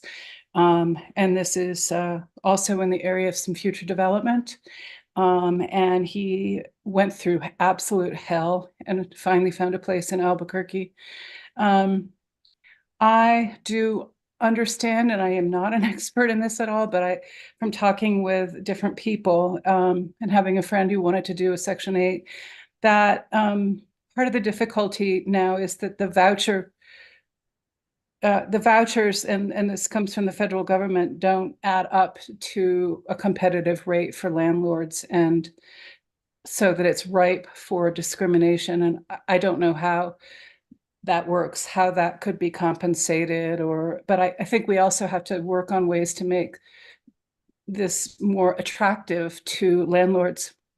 I also understand that landlords assume some risks from people who have previously, if they do damage, that the federal government or the voucher system doesn't provide insurance. But again, I am not an expert, so I just wanted to sort of pose these as questions. I also hope, I'm really pleased to see this. I wish it had passed the state legislature and maybe it will next year. But I hope we also follow on to regulate Airbnbs in some way. And I'm the just in terms of inventory, I feel particularly in the downtown area, we're seeing some of the hotels, maybe like La Fonda, they buy up, all just tons and tons of inventory. And then they're kind of creating this new tier of hotel service, which is sort of like the luxury condo experience. And I think we have to do something about really large corporate entities that, and even if they have local ownership, that purchase just lots and too many Airbnbs. So that's on the inventory side. Thank you. Thank you. Thank you very much. I think we have another speaker here in the chamber. Please go ahead. Mayor. My name is Brittany Rodriguez, and I am very honored to be standing at this podium from a different angle. Mr. Mayor, City Councilors, thank you so much for considering this bill. To echo what Monet and some of the other individuals have said, I also work with the New Mexico Coalition to End Homelessness, and expanding voucher opportunity is so vital to the individuals experiencing homelessness in our community. To expand on the story about people losing their vouchers, there's, it depends on the type of voucher, but it gives people 30 to 90 days to find housing. And that's really hard. And those vouchers are taken away once they're not able to find housing, and puts them right back at square one in that journey to become housed. So thank you for considering this bill. It is best practice, and it will make our work, I don't want to say easier, but will give us more opportunity and expansion to be able to house those that we are trying to help. Thank you. Thank you. Anyone else on this bill, either on Zoom or here in the room? Hey, Madam Clerk, the next bill for public comment. Item 18B is consideration of Bill 2024-6 and adoption of an ordinance sponsored by Mayor Alan Weber. It's a bill relating to the high-end excise tax for affordable housing, assigning the purchaser grantee the responsibility to attest to consideration. Anyone here in the room who wishes to speak to this bill, or if you're on Zoom and your hand is up, we will accord you the opportunity as well.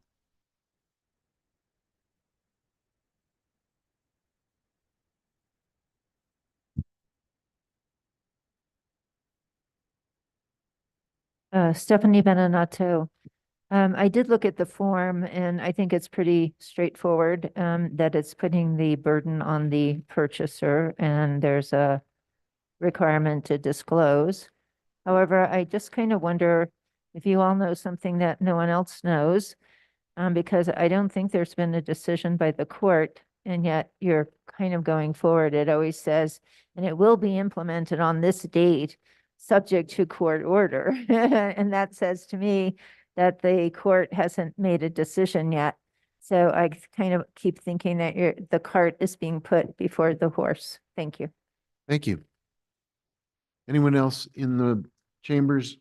There is a hand up. Let's give them an opportunity. Rachel Thompson. I'm sorry, that was from the last time around. I'll lower my hand. I'm sorry. Nope, no problem. Thank you. Anyone else in the room who wants to speak to the amendment to the excise tax bill? Next item on the agenda then, Madam Clerk. Next item, Mr. Mayor, is 18C. It's consideration of bill number 2024-7 and adoption of an ordinance sponsored by Mayor Alan Weber. It's a bill relating to median safety, creating a new section 20-6 SFCC 1987, regulating the use of medians in the city of Santa Fe. And we have people in the chambers who want to speak, and I know there's a hand up on the Zoom room as well. Am I allowed to speak on a second bill? Yes, of course. Yeah, so I would like to thank the city council for the interest in the safety of pedestrians and people and traffic safety in general. I think it is a very important issue in New Mexico. And I think it is really important that we try and reduce the number of incidents of people in the streets or pedestrians being injured or God forbid, killed by vehicles. I would urge the city council to be cautious about the current wording of the proposed bill, as I believe it falls into a common pattern that a lot of cities tend to take in lawmaking, in putting the burden of traffic safety on the pedestrian. So when it comes to the safety on the medians, I think it's really important we be precise here that standing on the median on its own is not a danger. Crossing onto the median or leaving the median is for sure. And it may seem like a trivial difference, but I think it is very significant in a lot of contexts.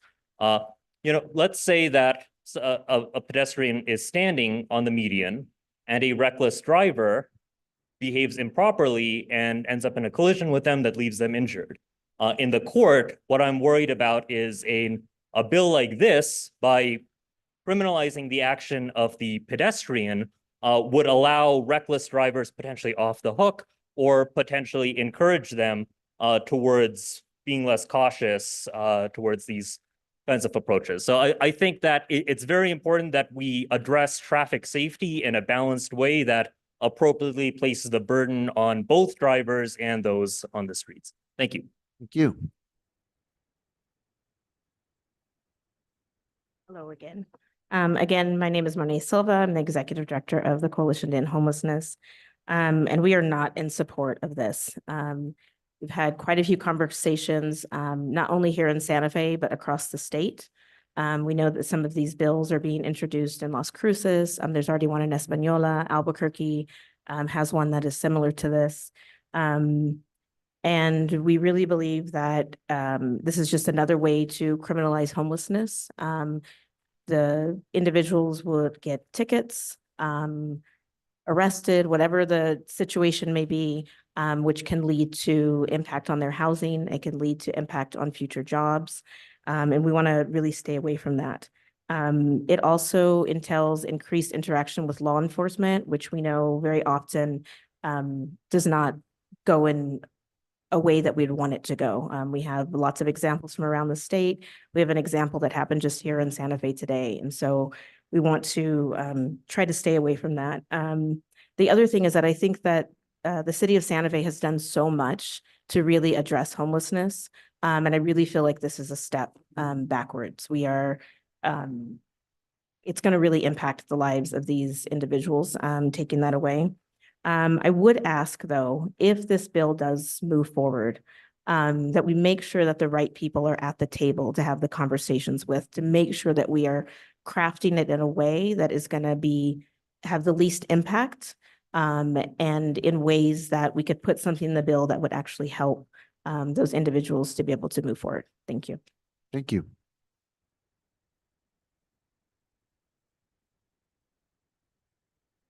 Hi there, I'm here at the right time now, so. Woo. My name's Erica Kidd, and I am a S3 Housing Initiative community volunteer, and I'm also a program manager over at the Santa Fe Suites for the St. Elizabeth Shelter and Supportive Housing, and we have very long names apparently.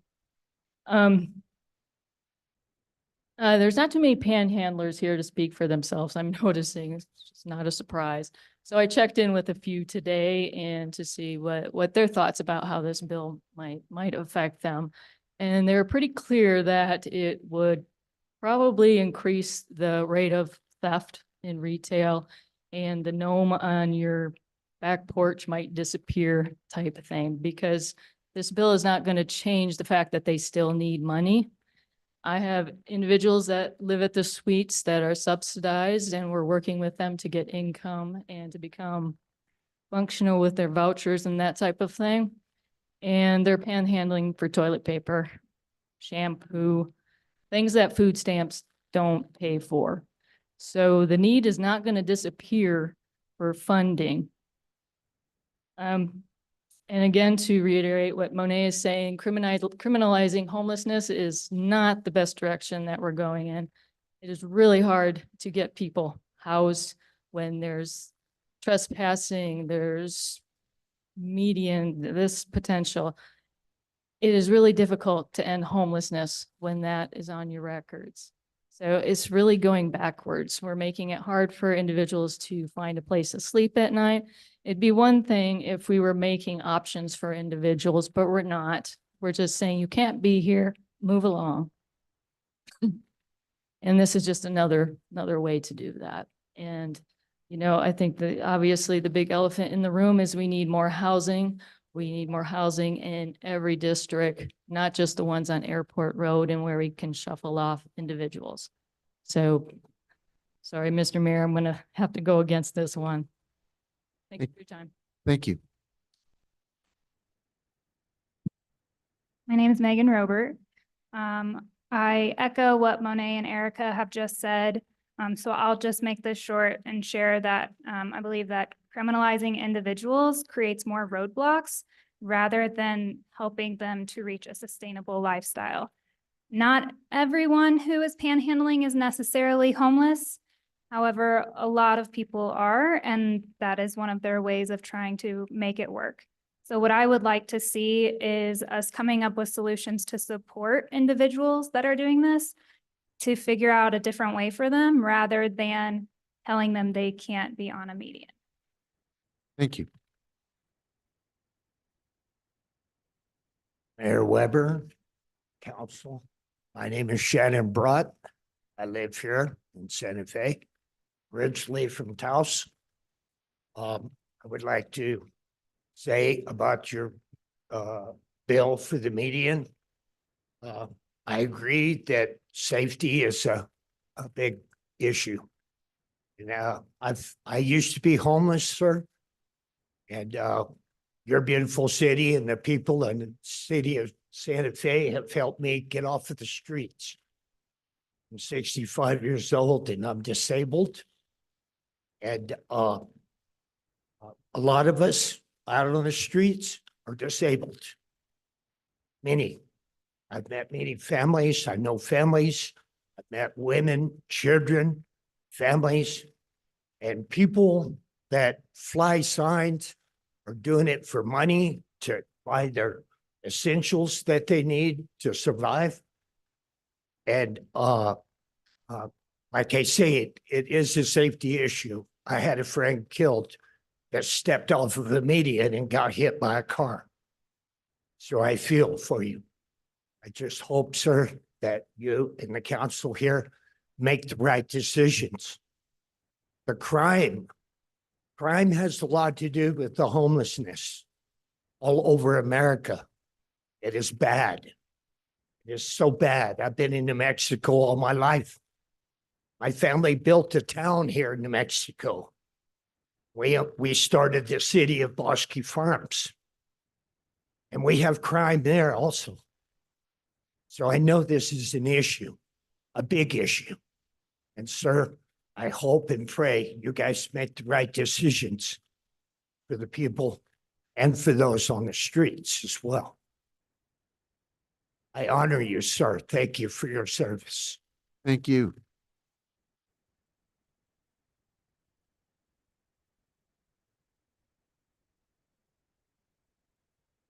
My name is Catherine Rivera, and I'm a resident of District 1. I have a picture that I'd like to share with you. I understand it's difficult to see from there. I don't know if it's appropriate for me to share this with everyone.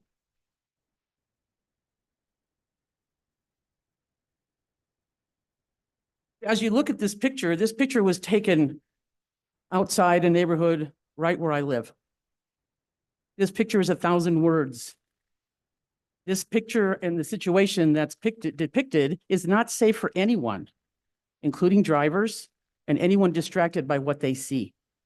When you look at this picture, imagine this picture and this situation at night. In this same area, this same intersection, there have been multiple pedestrians killed in recent years. I am in favor of the proposed median ordinance for reasons of safety, for safety of the public at large, for drivers, pedestrians, and animals for reasons of public health. While New Mexico was in the 10th Circuit, I would like to point out that last year, the 9th Circuit Court ruled for one of our neighboring states that the city must maintain its public property. It cannot abdicate responsibility for maintaining that property. Your proposal tonight is a proper step in that right direction for public safety. This picture is cruel. This picture depicts an injustice within our city, and it's hard to defend keeping this as our status quo. This is less of a free speech issue, but of a public safety and health issue. And we're reminded by the old free speech question of shouting fire in a theater that not all free speech is safe. The taller hill for you to climb, for you all here in the governing body, is to let this injustice continue in our streets. When debating this ordinance, please keep this picture in mind. Imagine the ongoing dangers for all citizens, and I encourage you to vote for an ordinance that helps safeguard the public. Thank you. Thank you.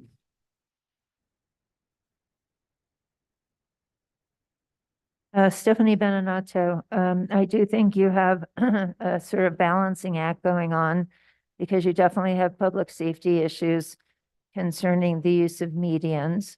It is sometimes scary when somebody's there and you're not sure if they're actually going to stay on the median or come suddenly off the median. So I appreciate it in that way. However, I do think that it could be used to target certain populations, and I don't know how to avoid that. And I don't think that you have to panhandle in the middle of the street, in the middle of St. Francis Drive. You could panhandle on the corner. And at least there you're like only dealing with one lane of traffic. No one's crossing the lane. They're not in the middle of 6 lanes of traffic. And so I think there are alternatives to totally banning panhandling, although I think giving to shelters and other organizations is a much better way of trying to deal with homelessness generally. So I don't know, again, it's a balancing act against people who are on the street and who should not be targeted, and public safety. So anyway, I think those are some considerations that I just want to bring up. Thank you. Thank you. Nicoletta Monroe, District 1. I do not support this. The state tried to enact this during the legislative session. It did not receive any support in committee. I'm studying the issue, and it is very clear that this brings constitutional issues. One, freedom of speech, First Amendment. Standing on a median is speech. Sometimes people are carrying signs. Sometimes they're just expressing distress. Therefore, if you enact a bill that targets one group, a protected class of people, homeless people, you're discriminating. If others can stand on the median to sell newspapers, or they've brought up the example of firefighters raising money for their organization, then this bill may be discriminatory if some people can use the median and some people can't.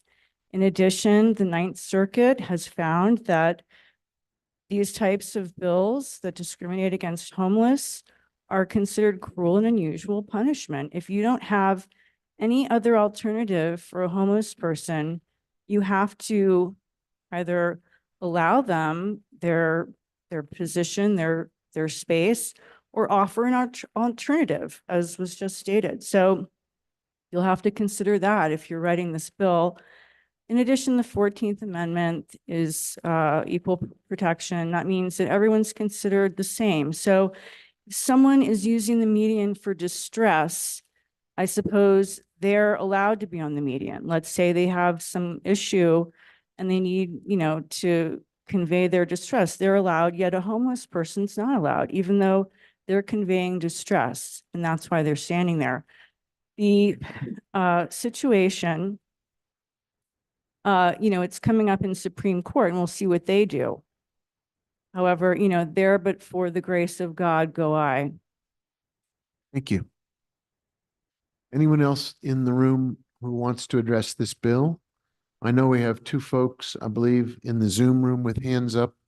Madam Clerk, if you can take them one at a time, please. Friendly Mayor, Rachel Thompson.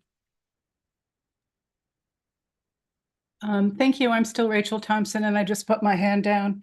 I also just want to say that I'm a part of the S3 Santa Fe Housing Initiative Community Volunteer Group, which we practice saying that sometimes during our meetings.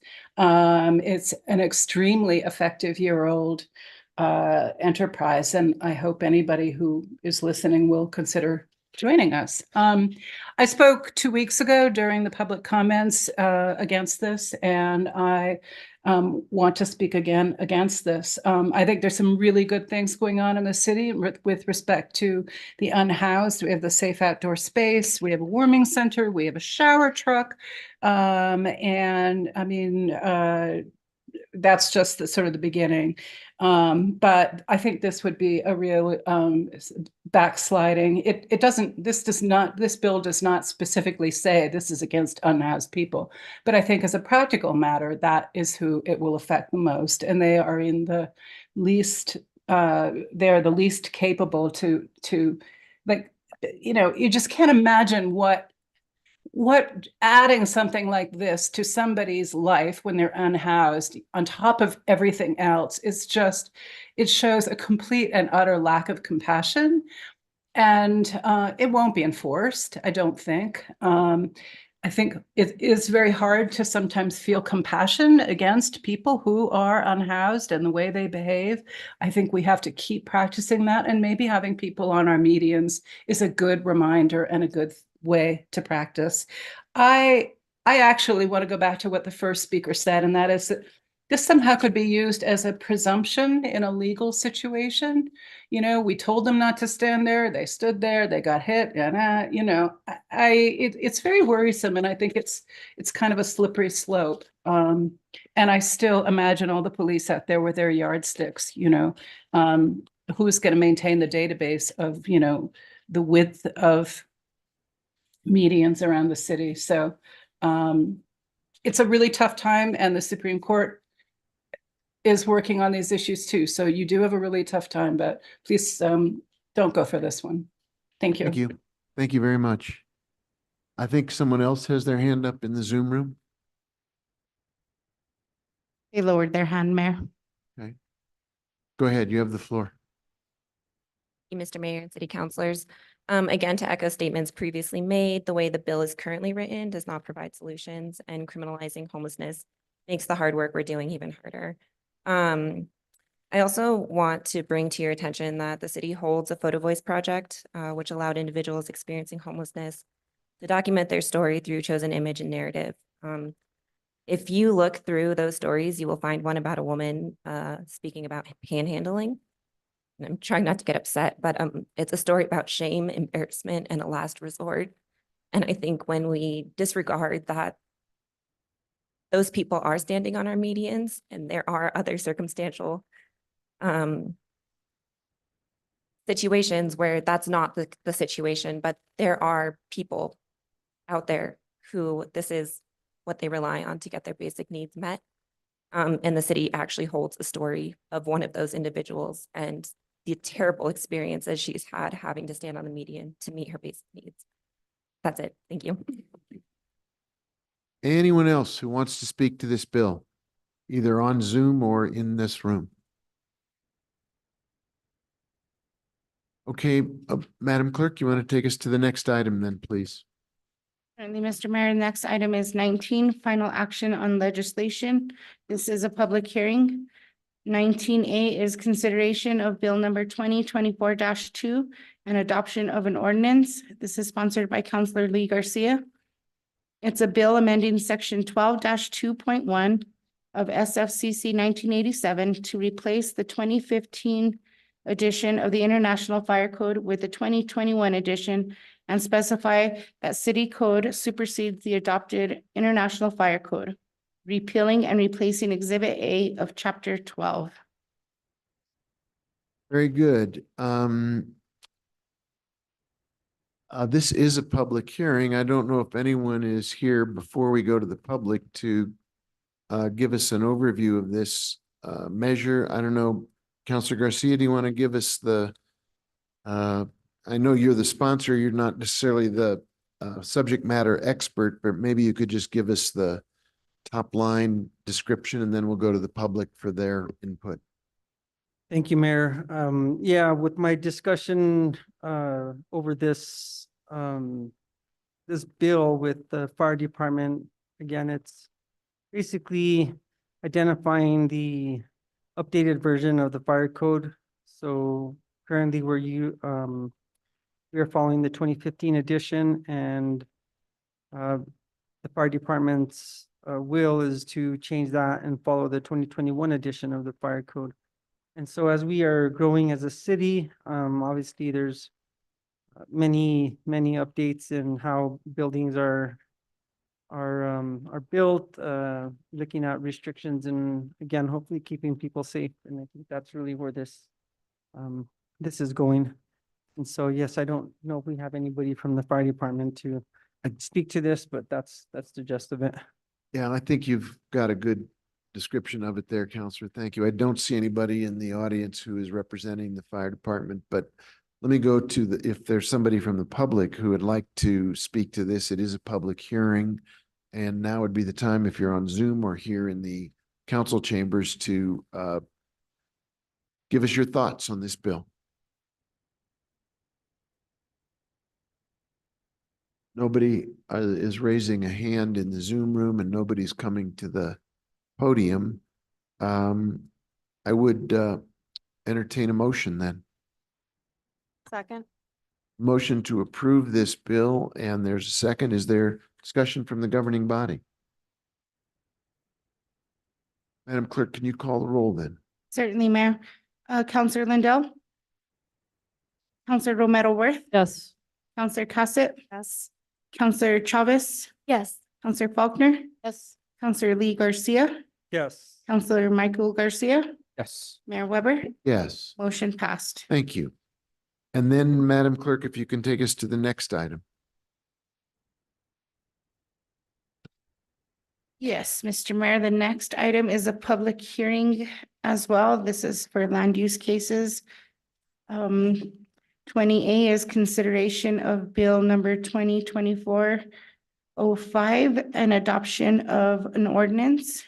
It's a bill rezoning approximately 0.13 acre tract of land at 1309 South St. Francis Drive from R21 residential 21 dwelling units per acre to C1 office and related commercial, and providing an effective date. This is related to case number 2023-7639. And here to present is Planner Senior Daniel Alvarado. Thank you. Before we go into the actual presentation, let me just quickly go over our process so there's no ambiguity. I'll start by just asking if anybody on the governing body needs to disclose any pre-hearing communications that would require them to recuse themselves from this case. If there is not an occasion for that, then we will begin with the staff report. We will go to, if there is one, a applicant presentation. Staff report, if we can keep it to within 15 minutes would be great. The applicant up 20 minutes, then we'll open it up for public comment, and we'll have sworn public comment at that time, followed by questions by members of the governing body of staff, the applicant, or anyone who has been sworn to testify. When that is completed, we'll close the public hearing. I will then entertain a motion and a second that will lead to discussion among the governing body of the matter in front of us, leading ultimately to a roll call and a vote. So that's the process, assuming we're all comfortable with that. Daniel, you have the floor, sir. Thank you, Mayor Weber, members of the governing body. My name is Daniel Alvarado, the case planner for this case, which is case number 2023-7639 and bill number 2024-05, which is a rezoning of an R21 district parcel to a C1 district for a parcel of approximately 0.13 acres. The rezoning is located at 1309 South St. Francis Drive. Again, it's currently within an R21 district and the Suburban Archaeological Review District Overlay District. There was a pre-app on June 8th, an ENN meeting on November 28th, and the Planning Commission recommended approval on February 1st of this year. And now we're here before you for a final approval or denial of the rezoning. So this is just the case caption, what I just said, bill number 2024 -05. So the Planning Commission did recommend approval of this rezoning. And I just want to specify, usually there's a master or what am I trying to say? General plan amendment to go along with these. In this case, it's just a rezoning. So there's only going to be one motion required for this case, which would be to approve or deny the rezoning for case number 2023-7639. And you know the rest, bill number 2024-05. So some quick project background. I think the applicant is going to go into some more detail about their property, but the existing tenant is a office for a food distribution company. And the property is currently a legal non-conforming use because it's in an R district, residential district, where an office is typically not allowed. However, it's a historic use, so it's considered a legal non-conforming use. So this rezoning would allow for the current use to become more conforming with the area's commercial character. As we all know, South St. Francis Drive is quite commercial these days, particularly in that area. And also it is already designated as office in the general plan's future land use map, which is why we're not doing a resolution to amend that. It actually matches the future land use map already. So the property did go underwent some improvements recently to bring it up to code in terms of ADA accessibility, landscaping, and parking. So there are actually no improvements required for this property as part of this rezoning. So there's no conditions of approval, and there's no additional development proposed for this property as part of this rezoning request.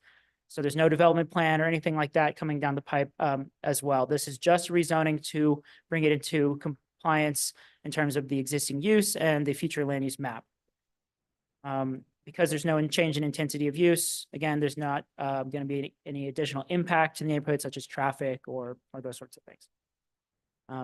Okay, so briefly, just to go through where the property is, it's on South St. Francis Drive. You can see where they have this parking lot.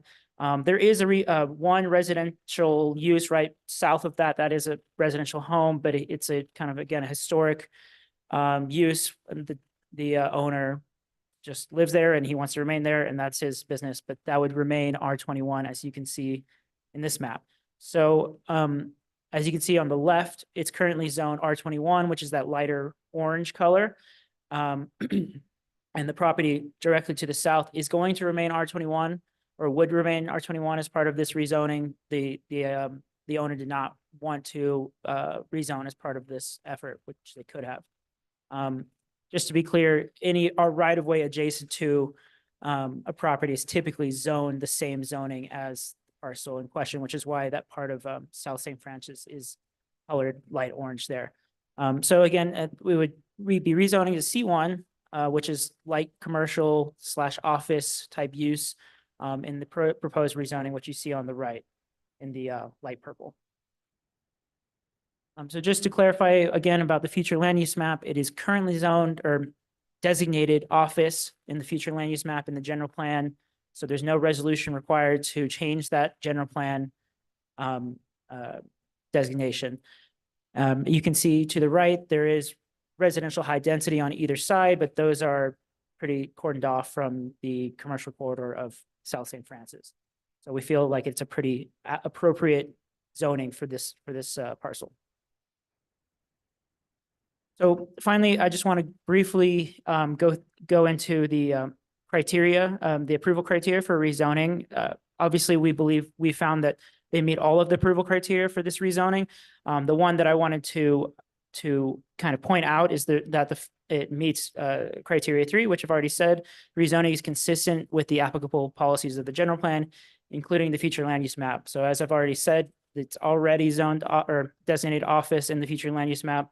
Therefore, it pretty much by default meets this criteria. And you can see some more examples in my response of other themes and policies and things in the general plan that would further that case why it meets this criteria. So that's the end of my presentation. I'll stand for questions or give it off to the applicants for this. Yeah, thank you. We'll go to the applicants now, and then we'll come back with the governing body questions for everybody after we finish the applicant and then the public testimony. Thank you.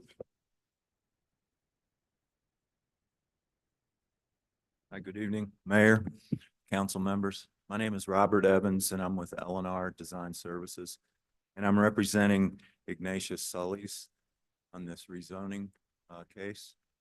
When he purchased the property in 2014, Shamrock was there. There were head offices there. And before that, there were Casita Mortgages there. So it's been an office in compliance with the general plan for quite a while. Like I said, the Shamrock offices were present when it was purchased, and he's been paying commercial taxes since he purchased in 2014. So after talking with staff and when we first wanted to do this, they suggested that there was one of the south that residents below them. We approached them and see if they wanted to do the same thing and do it all together, but they didn't. So, but Shamrock's been there. The one thing that the owner did do, which would needed to happen, was the parking lot. It's restriped and put a handicap sign, and we went through the ADA requirements for a number of spaces. It meets that, and it was paved, striped. Anything else? I'm sorry, if you're going to testify, you're going to have to step up to the microphone. Are we needing to swear people in at this point?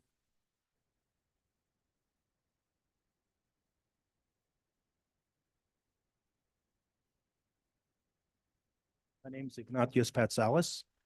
You solemnly declare and affirm that the testimony you have in reference to this item shall be the truth and nothing but the truth, and do this under the penalties of perjury?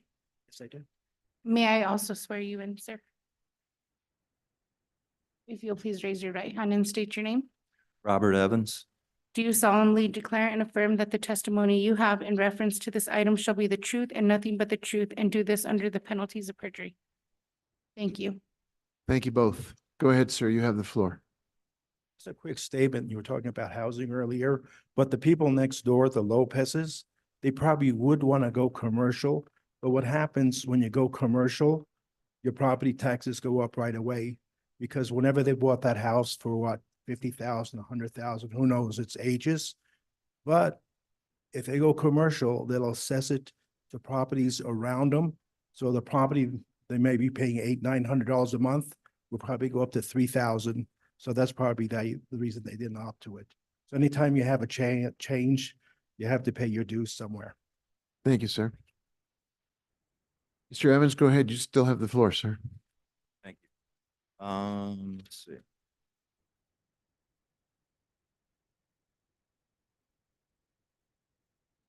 So we think that the existing general plan met the office conditions for that, and it has been commercial.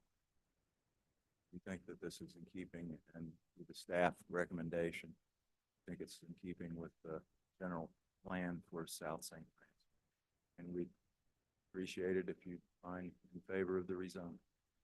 Thank you, sir. All right, we'll go now to sworn public comment. Anyone who wishes to come forward, be sworn. You'll have a chance to speak to this, or if you're on the Zoom room, also people can testify after being sworn in accordance with the city clerk's process. Go ahead, Madam Clerk. Ms. Benato, please raise your right hand and state your name. Stephanie Benato. Do you solemnly declare and affirm that the testimony you have in reference to this item shall be the truth and nothing but the truth, and do this under the penalties of perjury? Yes, I do. Thank you. I'm sure that you're going to approve this, but I have to point out that it is actually spot zoning. both under state and city law. Because it is less than 2 acres, so the parcel itself has to be 2 acres. It is touching the type of zoning it wants to be, that is, it is touching a C1 zone. But it also cannot just benefit one individual. So you have 2 out of 3 conditions for spot zoning. And so you're really engaging in spot zoning. You've done this before. You're kind of play loose and fast with that.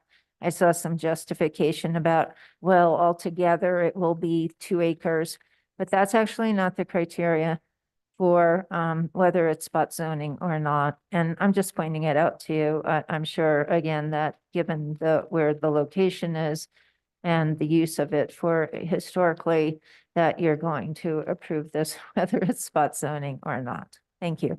Thank you. Is there anyone on the Zoom room who wants to be sworn and testify at this time? Any hands up, Madam Clerk? Mayor, there are no hands raised in the Zoom room. Anyone else here in this council chamber who wants to come forward, be sworn and testify? I see no other folks wanting to come forward, so let me now turn it over to members of the governing body. If anyone wants to just raise your hand, we have time for questions of staff, of the applicant, or anyone who's been sworn.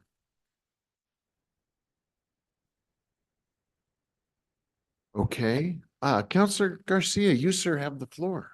Thank you, Mr. Mayor. I know, it's been a long day for all of us.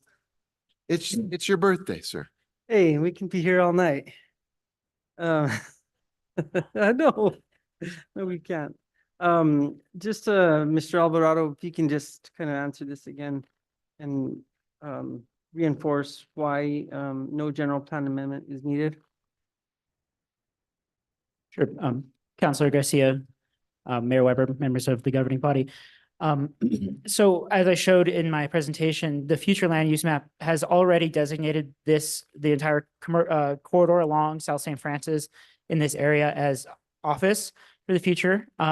So the reasoning why these 2 parcels were not zoned R21 currently is honestly unknown. It seems kind of like an anomaly. I don't want to say it was a mistake necessarily. Maybe it was just reflecting the use at the time, but it's no longer really consistent with the general plan for sure. So that's why we don't need to change it because it's already correct. Thank you. And I do want to touch base a little bit on Ms. Benenato's testimony there in regards to only 2 of the items were met. Can you speak to those? Sure. Again, Councilor Garcia.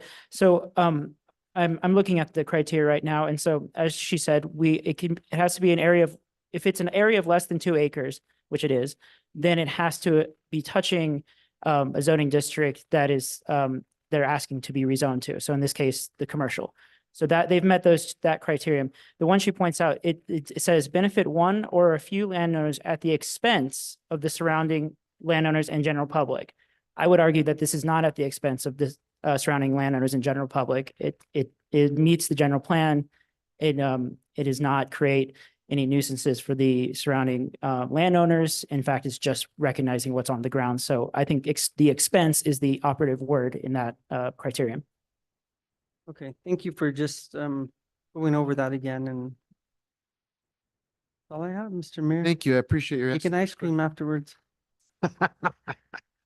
Thank you, Counselor. Appreciate it. Any other questions for staff, the applicant? I don't know if Ms. Benenato left, but she would also be available for questions under our rules and proceedings. Madam City Attorney. Remember, counselors, I thought there was some pretty good language in our case law as well about spot zoning that I thought just could be helpful. And in a Court of Appeals case, it says, when examining a charge of spot zoning, courts look not only at the zoning of the immediately adjacent properties, but also the surrounding area. So that's part of the criteria the courts look at as well. So our ordinance reflects that. Thank you. Yeah, it's good to take the moment and the time it takes to review what the actual criteria are and what the language actually is and whether or not it comes at the expense of the other surrounding landowners. Other questions, other comments? If not, I will then take the step of closing the public hearing. I will entertain a motion. Counselor Garcia, do you wish to make a motion on your birthday, sir? Why not? I'd like to make a motion to approve case number 2023-7639, 1309 South St. Francis Drive, rezoning from R21 to C1. Second. There's a motion and a second. Is there discussion? I see no hands, in which case I will ask the clerk to call the roll. Counselor Romero Worth. Yes. Counselor Cassett. Yes. Counselor Chavez. Yes. Counselor Faulkner.